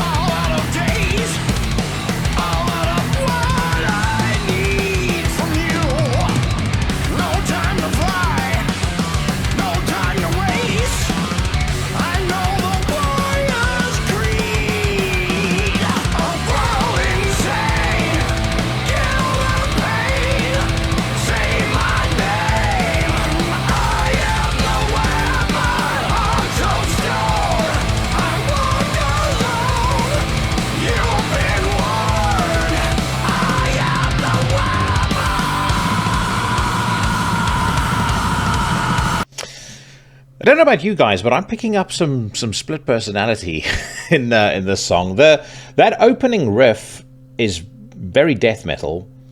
Then we go into some relatively typical thrash, and then we're in a chorus that really is more power metal than it is thrash metal. So, I mean, the overall effect of the song is not it's not bad, but yeah, is it something that is going to go high up on my list of most anticipated for 2024? I think that is extremely unlikely. In the corner of my eye, by the way, I'm catching some rugby commentary on Metal Storm, which I don't think I've seen on Metal Storm before. Queensland Reds versus Auckland Blues, Bad English writes, is maybe the best game this season. Awesome try. Awesome way winning away game in last minute. Let me say something, and later on I'll talk a bit about some other things that I'm watching at the moment, but one documentary I watched this week was Chasing the Sun, or Chasing the Sun 2, I should say, and it's a 5-part documentary. You can go on Flickster, which you didn't hear from me because Flickster is a naughty website as far as streaming is concerned, but you can go on Flickster and check out the season if you're that way inclined. They've got all 5 episodes on there. It's just phenomenal, really takes you behind the scenes of the team's training, and when I say the team, I'm talking about the Springboks, the mighty Springboks, the greatest rugby team on the face of the planet. But yeah, it gives a very in-depth insight into what the team did went through on the way to winning the World Cup last year. It gives you real insight into South African rugby culture, into the state of the country overall, and what rugby means to the country. I've spoken about it on the podcast before. Incredible. And as I said, I may have shed a few tears as that documentary progressed, especially towards the end. So I'm sure I'm talking to a very small minority of people, but if you like rugby and you're interested in seeing that, it's on Flickster. So let us move on. Lucifer drop a new single. It's called "I Will Follow You, Babe," and I haven't actually probably ever listened to Lucifer properly, I should say. Sorry. But I've heard a couple of folks tell me they're great, so let's hear if those people are on point. It says here, Lucifer have teamed up with Graveyard's Joachim Nilsson to record an English cover version of the Polish rock evergreen Posoblem Czartoba. and apologies to everyone from Poland because I've just insulted your language. It was originally released in 1969. The song I Would Follow You Babe will serve as the official festival anthem of Mystic Festival 2024. Let's hear it.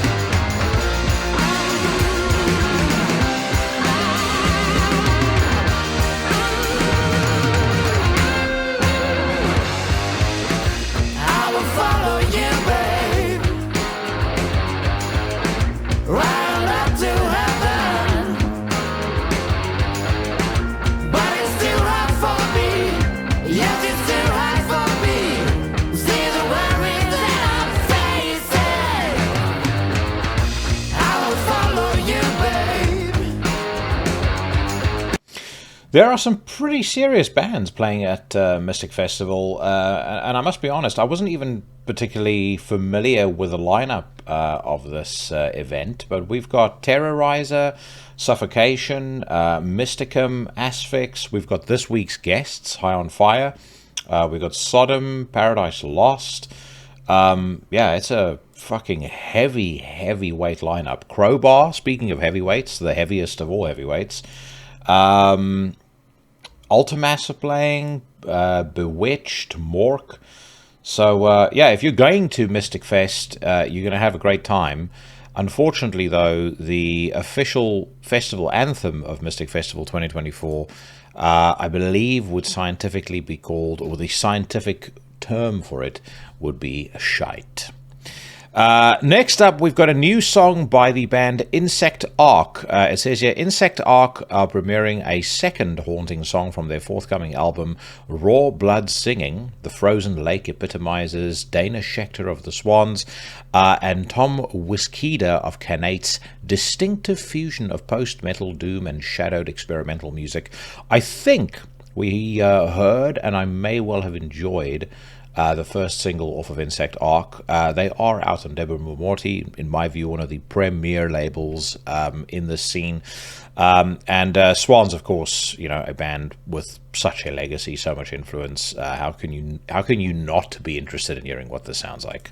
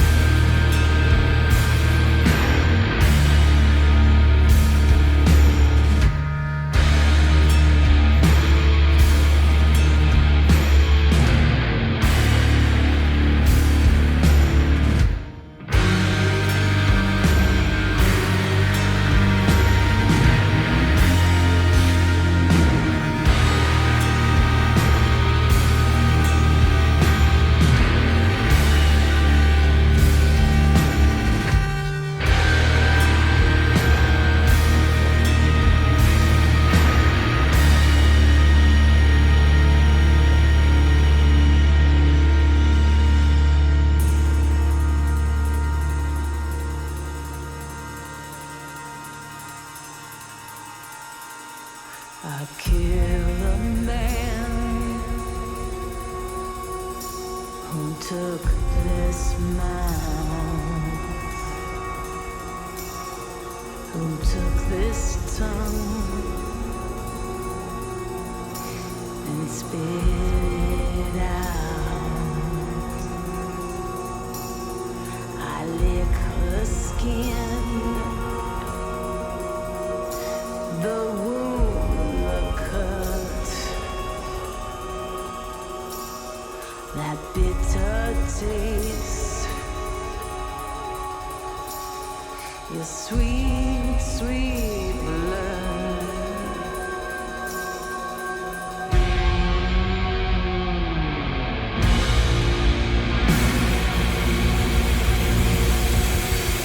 I think probably something that is going to require some pretty intense listening rather than the fly by the seat of our pants style that we do on the news rant. But I like it. I think that opening riff is very, very good. The ambience of the song, the whole mood, the feel, I think works really well. And Dana Schechter is incredible. Haunting, beautiful vocals. There is something about that song that reminds me a little bit of the second season of True Detective. I have no idea why, but it does also remind me that not Sheriff Mike Scandato, but actually Sensei Mike Hill and I are due to do our episode at some point in the next couple of weeks about season 2 of True Detective. Both he and I think, feel quite positive about that particular season, where others don't. And so we're going to make a case in favor of it, and hopefully convince some of you guys to go back to it and rewatch it, because the first time I saw it, didn't enjoy it. But second time, third time, and I've probably watched it about 5 or 6 times since, it really made an impression. I think it's not a million miles off the first one in terms of excellence. And some of you probably listening to what I just said there, mouths hung open, aghast. How can he say that? Trust me, if you go back to it enough times, I don't know, maybe just beat my resistance down, but you'll see what I mean. While I look for the next headline for us to check out, a couple of things just with regards to what I've been watching. I watched A Late Night with the Devil this weekend. Pretty good. I enjoyed it. I think the film was incredibly well made. I think it captured the feel of the 70s very, very well. And I really like that era and enjoy when modern movies manage to nail it. I think they did it really, really well in this film.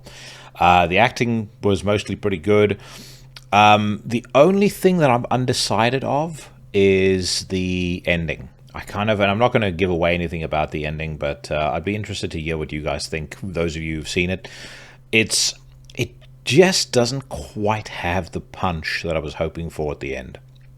There's some, there's some cool stuff that happens. The ending isn't terrible, but if I think about some of my favorite endings, of modern day horror movies, Hereditary is the one that comes to mind, and I think the ending, up in the tree with the devil worshippers is just fucking phenomenal. I mean, it's just it's just so creepy and just so powerful for the movie to end that way. And I just think this one's ending, the conclusion to this film just could have been a little tighter.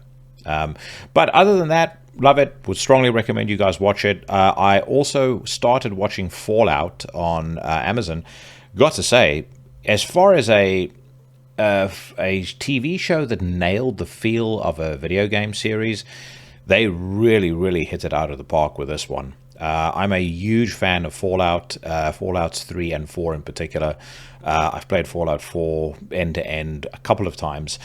And I think that they absolutely were spot on with how they have translated that into a television format. And of course, it stars the great Walton Goggins of The Righteous Gemstones, Vice Principals, The Shield. He was also in Sons of Anarchy. I mean, he's an actor that just, whether he's in a movie, whether he's in a TV show, he's one of those actors whose inclusion in a cast instantly elevates whatever he's in. So those are two things I watched recently, and I would recommend both.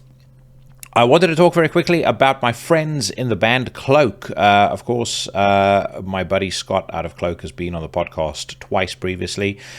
He will certainly be back on the podcast at some point in the future. But news breaks that they have departed from Season of Mist, and they have been signed to Metal Blade Records, which I think is huge for them. I think it's a testament to just how much talent and potential these guys have, that they've been picked up by a label of the profile and size of Metal Blade Records.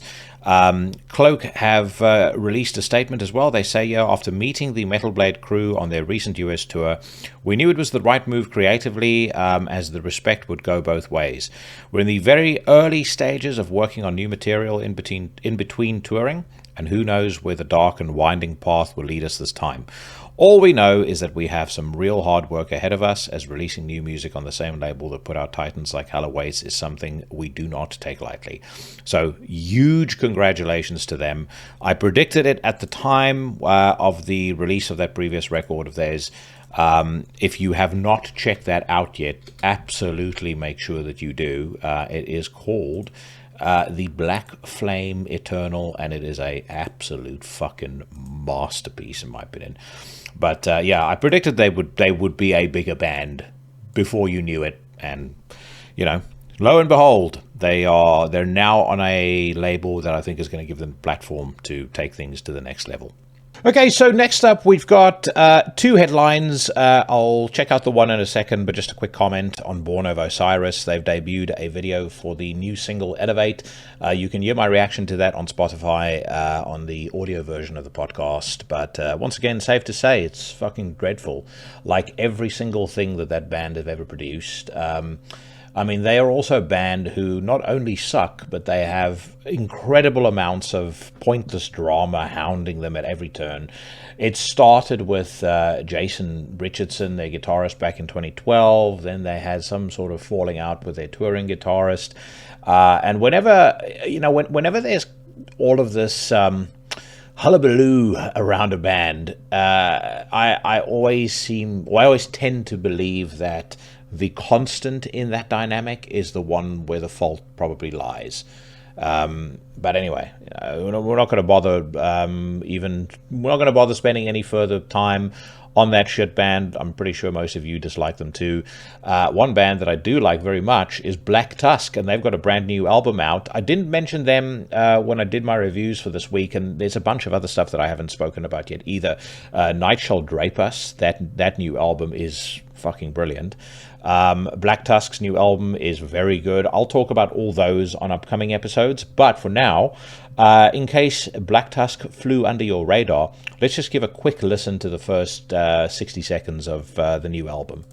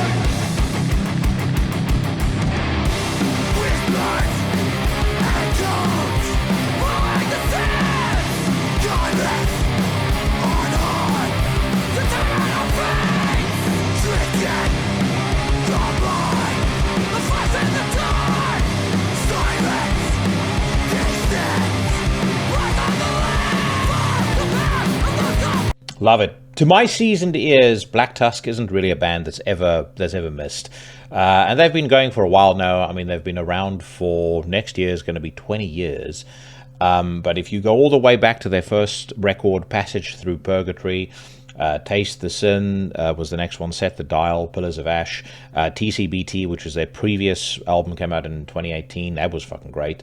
And this new one is superb as well. So like I said, I'll talk about it in more detail on an upcoming episode, but figured we would play that and give them the rub instead of those Born of Osiris dorks. Let's check out what else there is to listen to. Rotting Christ have debuted a new single. It's called The Apostate. It says here the new single of the Rotting Christ's upcoming 14th full-length album, Pro Christru, is out now. The Apostate not only celebrates the indomitable spirit of paganism, it also challenges the encroaching shadows of conformity. And of course, the new Rotting Christ album comes out on May the 24th in Season of Mist. It says here the song is inspired and dedicated to the last Roman pagan king Flavius Claudius Julianus, who resisted the coming of Christianity in Europe and died for his ideas restoring the ancient values and traditions.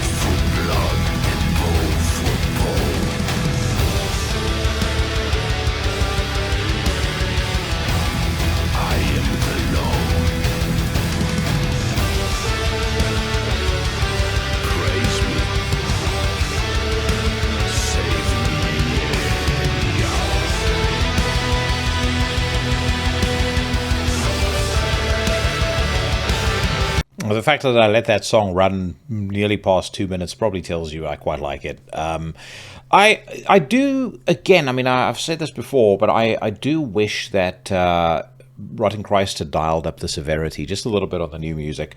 I have heard this new record in its entirety, and there's a lot to unpack about the album. As a matter of fact, let me say this: there's a lot to unpack about the album, but as much as there is plenty to discover, and it is very, very good. It does kind of boil down to essentially a modern day return to the kind of epic gothic metal of A Dead Poem and Sleep of the Angels. Those two albums in particular. I like those two records, but my real love for Rotten Christ sits with Triarchy of the Lost Lovers and Thy Mighty Contract, and then that Greek series that they brought out. I mean, effectively everything from Theogonia onwards.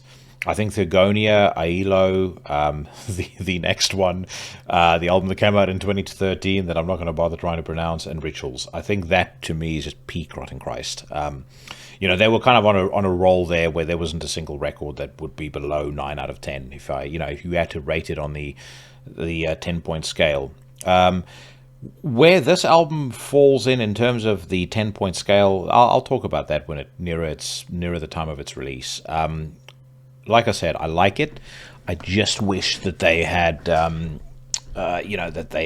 dialed up the intensity a little bit, because they certainly have it in them. But this is what they are compelled to make right now, and that's fine too. Seems the folks over on the Metal Storm comment section aren't so keen though. Nightmare says they've completely lost it. Wanna be epic sounding generic crap. Archie666, boring.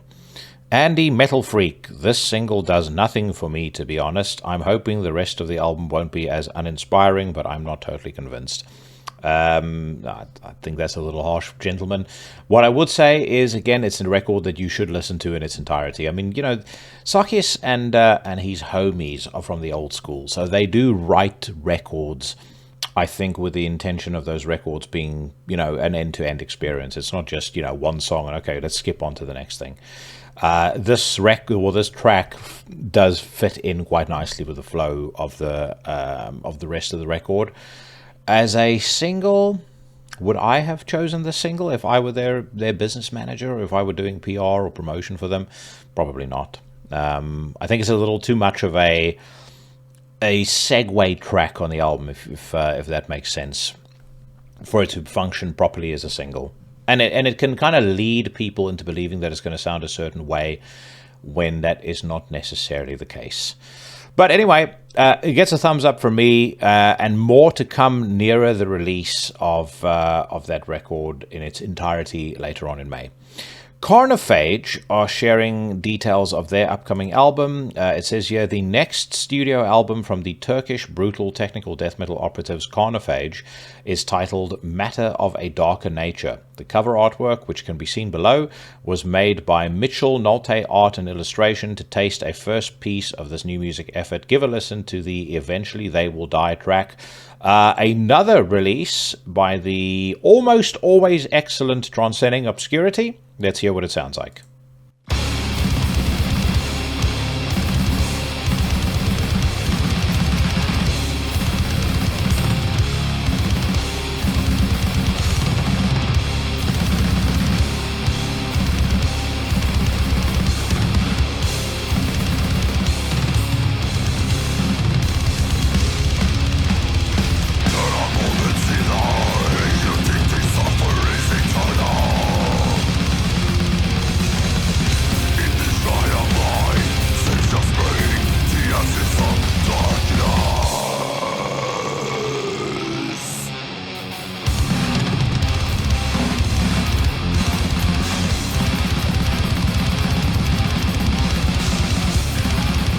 We'll get back to this in a second, but I just want to say, I knew within 2 seconds of that song starting that I was going to love it.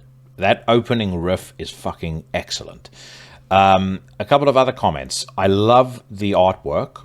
I also love what this drummer is doing. Very creative, application of the beats. He's clearly drumming in a death metal style, but if you listen very closely, and I kind of wanted to pause so that I can focus your ears on this as we go through the next part of the song, although we'll see whether or not he carries that on as the song progresses. But if you listen closely, there's just some real intricacies to the way that he's blasting, or the way that he's doing fills and things like that I think sound really fucking cool. The whole vibe of the song is just it's top notch. I think our very first top notch of this week, as a matter of fact.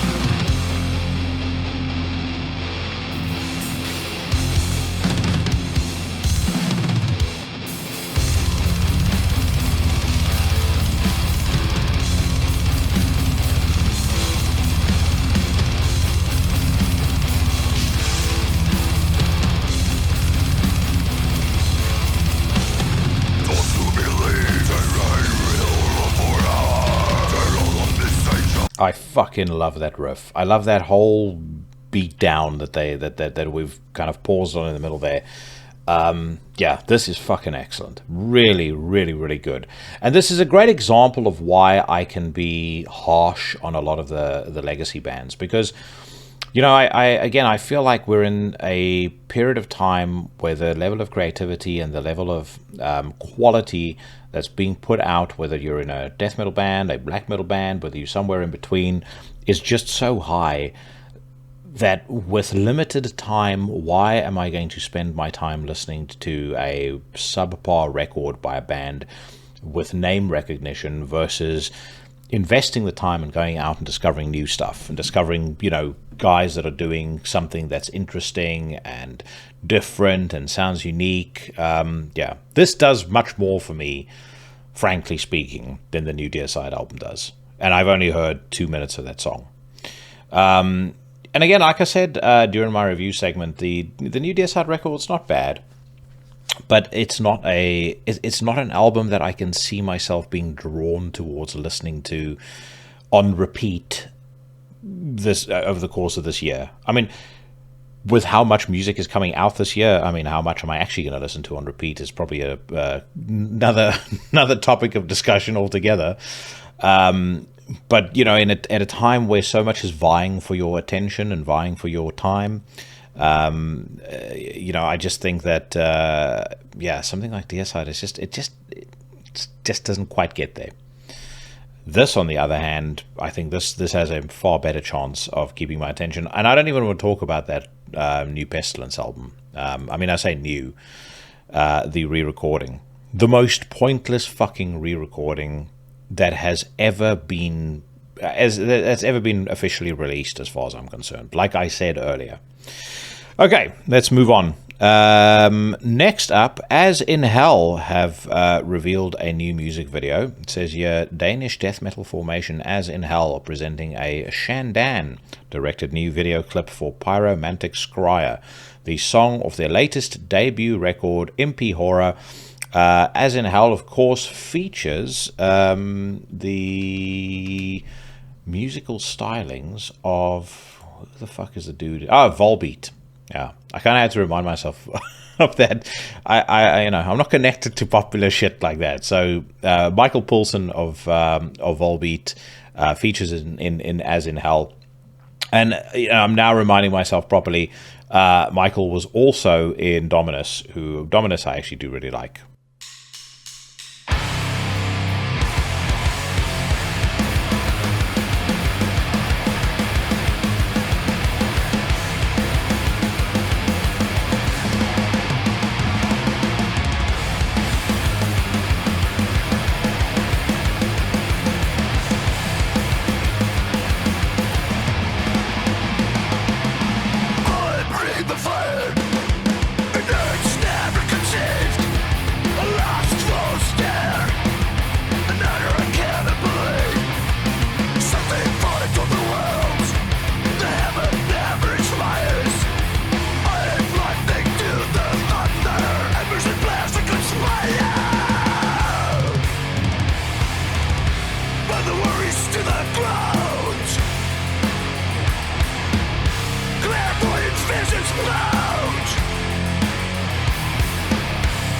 Visage from the fire, pyromantic strider.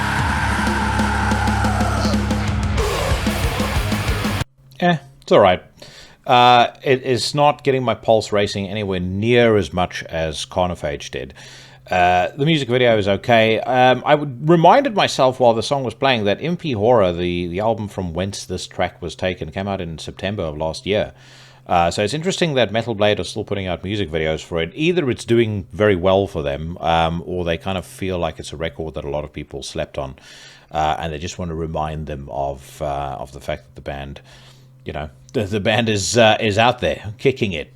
But you know, again, maybe the idea there is that these dudes are, you know, they've gotten on in years. I know Michael Poulsen is nearly 50 years old. As a matter of fact, I believe he either is 50 or he's turning 50 imminently.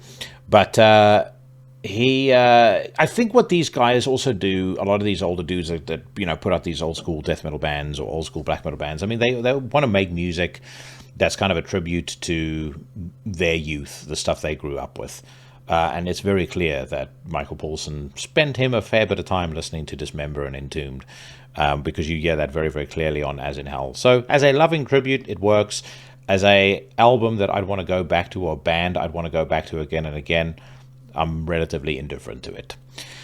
Okay, Rivers of Nile, tracking new tunes. I will say once again, Rivers of Nile, a band that had at one point the highest of potential and then decided to put out music that is a fucking embarrassment. And I'm not interested in hearing anything else they put out. Zeal and Ardor announced album release, debut first single. On August the 23rd, 2024, Zeal and Ardor will put out a new studio album dubbed Greif.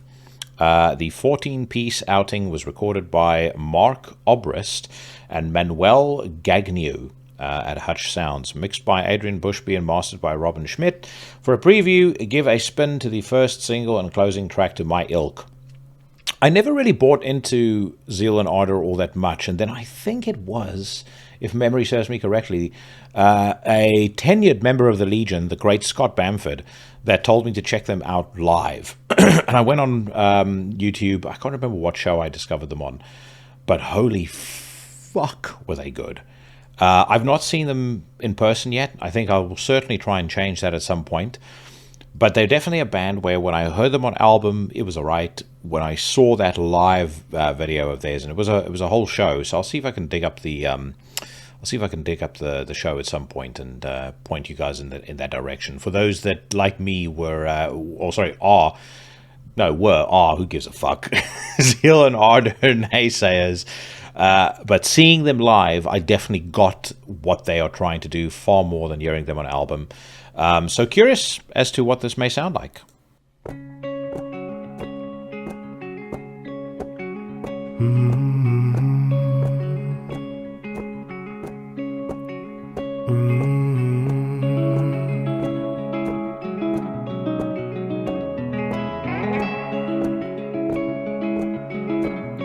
They'll make you come alive one day. They'll make you step inside to make you pay. So don't get stuck in pride, my love, when you'll be watching me from far above.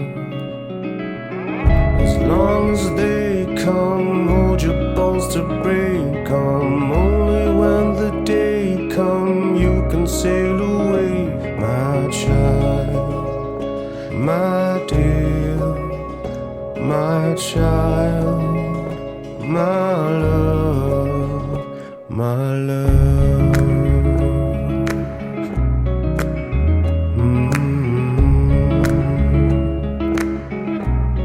They'll take you far away, my king. Definitely not the kind of thing that I'm normally going to get excited about, but that's excellent. It is haunting, beautiful, very well recorded. I think the vocals sound absolutely excellent. I just like the whole vibe to it. It has a slightly cinematic feel to it, which kind of tends to be a hallmark of most of their music. but I will certainly be putting the Zeal and Ardor record, or the upcoming Zeal and Ardor record, higher up on my list of albums I'm looking forward to as we approach, or enter actually by the time that it comes out, H2 of 2024. Good stuff. Very good stuff, that. All right. Oculus, sorry. I kept on fucking up the pronunciation of it, finally corrected it, and, old habits die hard, I guess. Unleash, Sister Silence, Brother Sleep single. We've already listened to that. Don't need to do so again. It is a absolute masterpiece in case anybody has missed it. But I will just mention once again what an absolutely incredible year Deborah Morty is having. They put out the new Selbst record in April. In May, they're putting out Ulcerate. I think, did we say May is when the new Insect Arc record comes out as well? And then in July, we've got the new Oculus record coming out. I mean, is there a label right now that has a stronger lineup over the course of the next 3 months? No fucking chance. I highly doubt that. All right, next we head over to Metal Injection. The first headline here is an exciting one. Slipknot have debuted new masks and a new drummer live. Question for me is, I was about to say, whether or not the mystery has been lifted off Eloy Casagrande of Sepultura, and whether he's joined them. But it says, yes, Slipknot just played their first show of 2024, and it was a pretty big deal. The show was Slipknot's first, with very, very likely former Sepultura drummer Eloy Casagrande behind the kit, and their first show of the 25th anniversary self-titled album cycle. The show also debuted Slipknot's new masks, which look very old school and very in line with their 90s costumes, which again, 2024 is all about their 1999 debut album. That isn't shocking. I see some people have already started posting video up saying that Eloy Casagrande is in the band. As for the Eloy Casagrande rumors, they say, the evidence just keeps stacking up.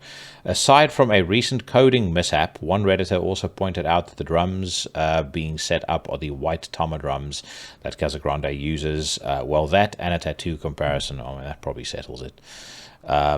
But, Eloy Casagrande, what a fucking dude. What a hire for a band. I mean, I can't stand the sight of Slipknot, or certainly stand their music, but that guy is one of the very best of the best as far as I'm concerned. He just has such a ferocious style, such a way of just fucking assaulting the drum kit. I love it. So, I mean, taking a neutral position as somebody who's not a fan of their music, it's going to be he's going to be a great fit for the band, without a shadow of a doubt. So kudos to them for doing that.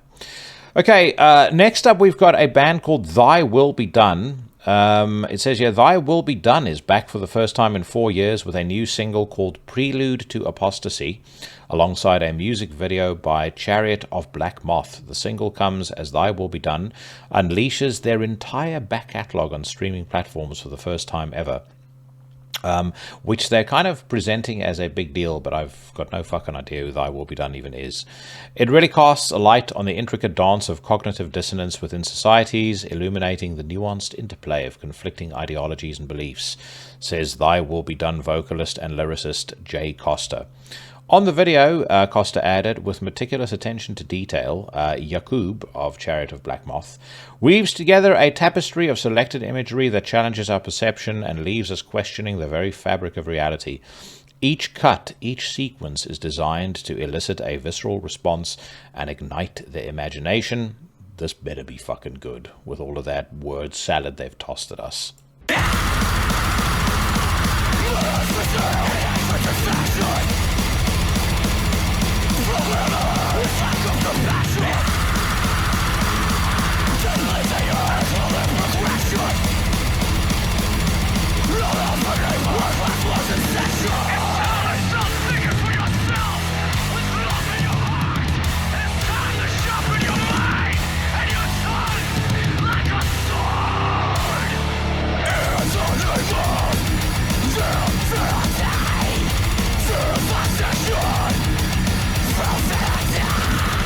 For the king of prosperity.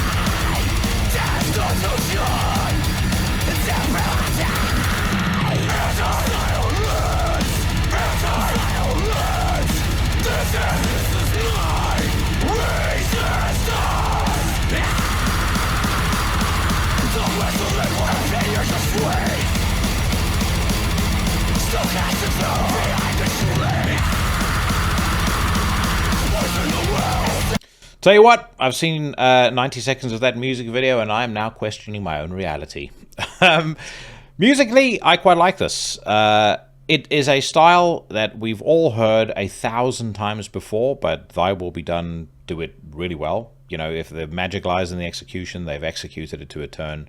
It reminds me a little of another band, Call of the Void, which I've spoken about on this podcast before, and I think is criminally underrated. Call of the Void maybe a little bit more towards the power violence side, but similar elements incorporated into their music. Yeah, I think it's good. Music video, yeah, is all right. Okay, let's see what else they've got here. Thy Art is Murder, performing live at Concert Theatre. Grindcore icon Shane Embry opens up about his beginnings in Napalm Death. His book is out, isn't it? Yeah. Says, in this exclusive interview with Metal Injection, legendary Napalm Death bassist Shane Embry delves into the early days of the English hardcore punk and metal scene, joining Napalm Death and some of his most impacting experiences along the way. Check out the full interview above, produced by Ali White, a London-based filmmaker and creative director, and check out Embry's new book, Life and Napalm Death, right here. I don't think I'd actually remembered that the book was out, but I mean, you guys know my thoughts on Shane. I think he's a fucking man's man, best of the best. He is a dude who continues to put out phenomenal music at, the ripe old age of 50 odd, however old he is. And he does so not just with Napalm Death, but with multiple other bands. So I certainly hope he continues to carry on making music for a long time. Saw on Instagram a while back that he mentioned suffering from some mental health issues, so I certainly hope that he's managed to get that taken care of, or he's taken some time out for himself. But Shane, we need you, so get well soon.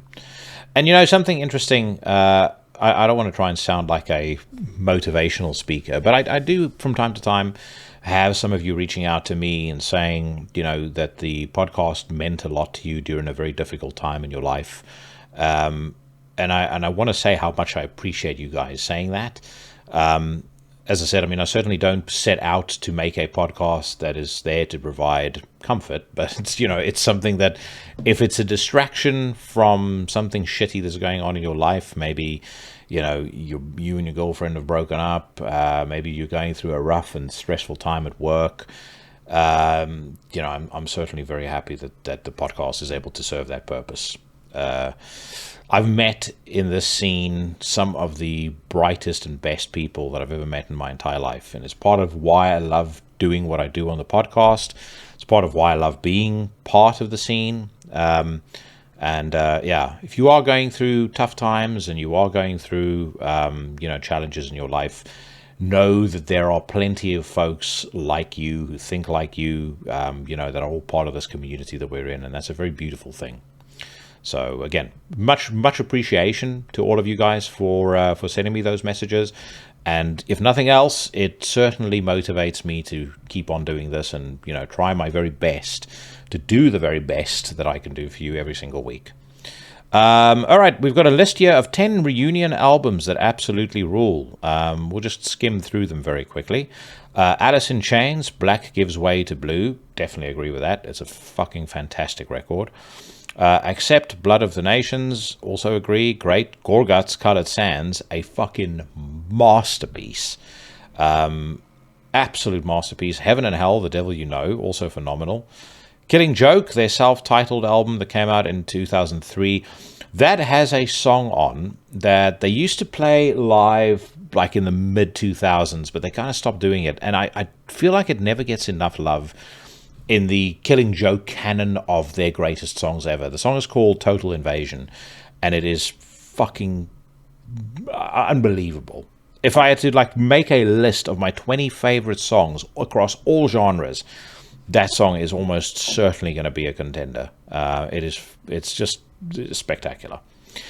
Death Angel, The Art of Dying, another very, very good album.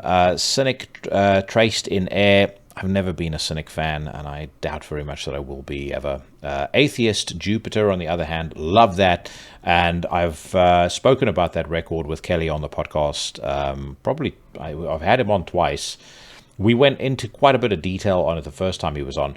Matter of fact, have I had him on twice or 3 times? Can't remember. Either way, Jupiter by Atheist is fucking great. And if you haven't heard it yet, check it out. Hopefully they are going to be putting out a new album at some point soon. Candlemass, their self-titled album, also brilliant. Forbidden Omega Wave, fucking crushing. The opening track on that record, Forsaken at the Gates, is just some of the most quintessential badass thrash you will ever hear in your entire life. Forbidden as a whole, in my view, they are very disgracefully overlooked in the canon of thrash bands, and yeah, I don't really think they've got a bad album. Every single album is just they call it a thrasher's delight. That's probably the best way to describe it. If you even vaguely like thrash, they are a band that must be on your radar. Celtic Frost, Monotheus, fucking superb record. I actually interviewed the great Tom G around the release of this record, and I must say, for all of the fun I've poked and let's be honest, the shade I've thrown, he wasn't a bad dude. He was a very nice guy, as a matter of fact. I just find sometimes he can take himself a little too seriously. I guess it's just a matter of perception. So, and regardless of any of that, one thing that is beyond any question, when it comes to people that can still put out music that is vital and interesting and creative and exciting, he's not as prolific when it comes to creation as maybe he used to be. But the Triptychon albums that Tom put out are masterpieces. Monotheist, absolute masterpiece. So he's not one of these dudes that kind of went into his golden years just churning out the same old bullshit. He's put out stuff that is challenging and interesting and inventive and creative and, befitting of somebody of his stature and legacy. So I don't know, maybe he has every right and maybe he should take himself seriously. Maybe the fact that he takes himself seriously is one of the reasons why he's such an effective artist to this day. So there you go. I can sometimes balance out my fucking shit talking on the news rant with some sense, some being sensible. Okay, let's check out the Democrats' Guide to Rock Music, and then we'll wrap it up. Alice Cooper re-releases Breadcrumbs with bonus tracks. Evanescence's Amy Lee on Bring Me to Life. An amazing gift to have our big song be a duet. One of the worst songs probably ever written, without a single shadow of a doubt. And then looky, yeah, ex-Morbid Angel frontman on Not Drinking Alcohol in a new interview with Jackie Smith of the Into the Necrosphere podcast. He sounds like a fucking gangster. Former Morbid Angel and current I Am Morbid and Ultimates frontman David Vincent was asked how he manages to maintain his high level of physicality on stage. That was such a fucking brilliant and fun conversation to have. And as I said at the time, the 13-year-old in me was genuinely having to pinch himself, because it was like, this dude who I have been such a massive fan of for so long, and me are sitting here and we're talking like, a couple of regular fellas. It was just, it was really, really fun. And the response to it has been fucking nuts. So thank you very much to everybody who messaged me and said how much they enjoyed it. And I particularly appreciate the people that got that we were not going to focus on turning it into, the in-depth, deep dive history of Morbid Angel. He's clearly super excited about the stuff he's doing in Ultimass, I would say in particular, but also in Terrorizer and his other projects. And you need to give the guy the space to be able to talk about those sorts of things. Maybe when we have him on again in the future, we can talk a little more about some, early day memories. But for now, he's a pretty forward-facing dude, and I respect that. Right, we can't listen to the latest single by Empire State Bastard because, as I mentioned, that also resulted in a block for the original version of this video. If you want to hear my thoughts on that song, once again, check out the audio version of the podcast. Instead, I have decided that we're going to go back to a track that I mentioned just a minute ago, and I'm going to show you guys the first minute or two of Killing Joke performing Total Invasion, which I personally think is one of their best ever songs, in London. And I am unbelievably pissed that I never got to see the show. I have seen them 3 times, and all 3 times were just absolutely fucking astonishing. But this song, to me, is right up there with the very best of the best that they've ever put out. And I know that they did, from time to time, it still came up in sets later on. I think there's a video floating around of them doing it at Melkweg in Amsterdam in 2019. But it's just not one that they really include in their set all that often, which is a shame, as you're about to hear.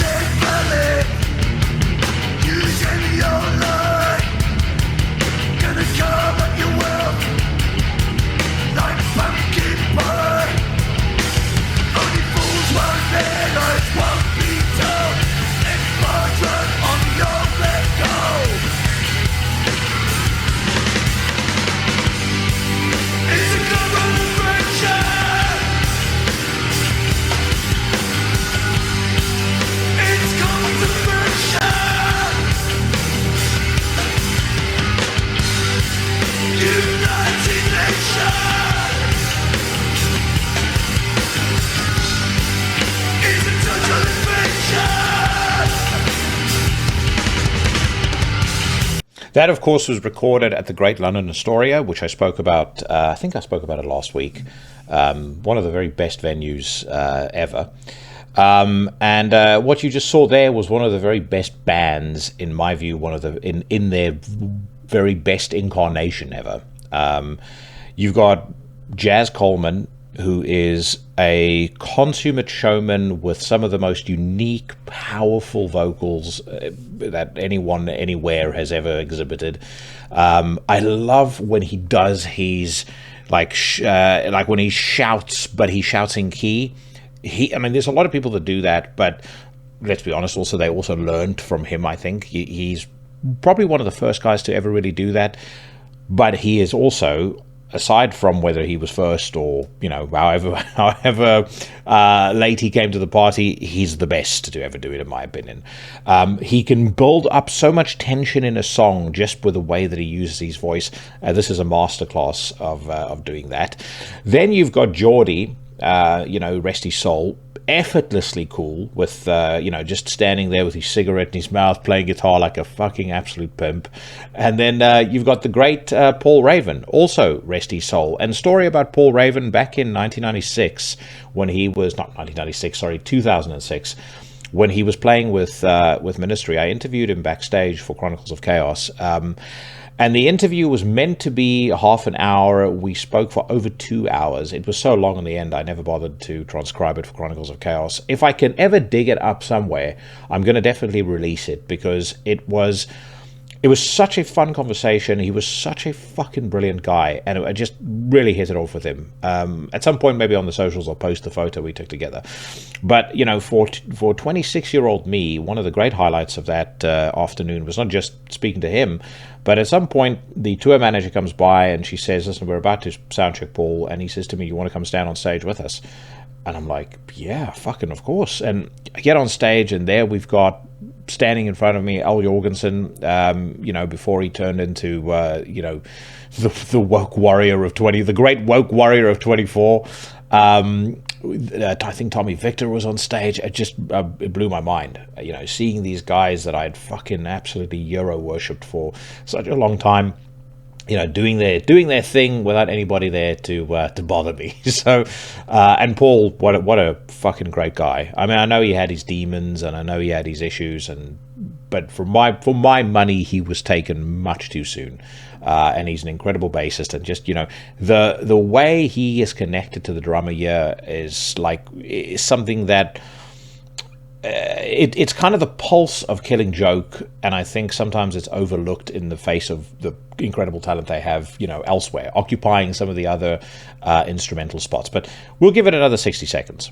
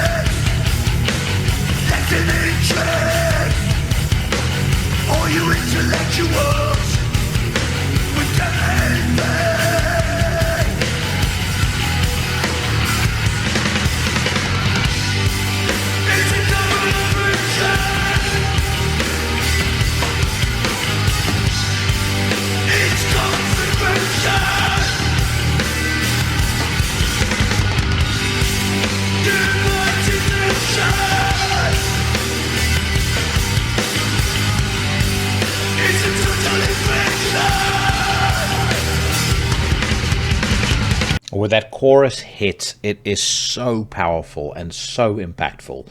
Yeah, one of the very best of the best to ever do it, these guys. And, you know, I don't know what the future holds for them now that Geordie has passed away. Jazz seemed to suggest on the social media posts that he did after Geordie's passing that the band was going to continue. He certainly hinted at the future of the band, or the future direction the band was going to take. But there's no replacing that guy. That's the problem. Also, as I wrap up the news rant, fun fact, and I may have mentioned this on the podcast before, but I was talking with Jason Mendonça of Akakaka one evening. And we were just talking about various things, and Killing Joke came up in conversation, and he said, you know, that's like Geordie was my biggest, you know, guitar inspiration. And if you go back and you listen to Corazon and Goat Mendes in particular, you really can hear it. Like he's got that same open-ended way of playing guitar that Geordie had. You know, using those subtle bits of dissonance at just the right time. You know, go back and listen to a song like Son of Morning, and you'll see exactly what I mean. You know, you can hear the Geordie influences there very clearly, which is also why I used to describe Corazon to people as, imagine Emperor, Killing Joke, and Suffocation made an album together, and they called it Corazon. You know, it's those three influences are so heavy on that record, but obviously it made for magic. Corazon's one of, if not my favorite album of all time. So, all right, folks. This has been a slightly patchier news rant than normal, but yeah, hopefully next week the old copyright cunts aren't as quick off the trigger as they've been this week. I am wrapping up the news rant on that note. And so we get to the end of another episode of Into the Necrosphere. I hope you all enjoyed that. Massive thank you to Jeff Matz and Matt Pike of High on Fire for their time. Make sure you check out the new High on Fire record, Cometh The Storm. It's out right now on MRNK Heavy. And make sure you get your asses back here again next week, because my guest will be none other than DG of Mysturming. I recorded that one on location in Oslo during the Inferno Festival. It's the last of those on-location episodes that I recorded when I was there. So it's going to be momentous for a number of reasons. I'm going to play out right now with a song that I spoke to Matt Pike about. In my opinion, it's one of... If I had to make a list, and I referred to this earlier when I was talking about Killing Joke, but if I had to compile a list of, across every single genre ever conceived by man, my favorite songs ever recorded, this is easily in the top 3 or top 4. The song, of course, is Ethereal. I think it absolutely rips, and if you don't like it, you need to get your fucking ears checked. In the meantime, though, whatever it is that you're doing, stay safe, stay healthy, and I'll see you bad motherfuckers again next week.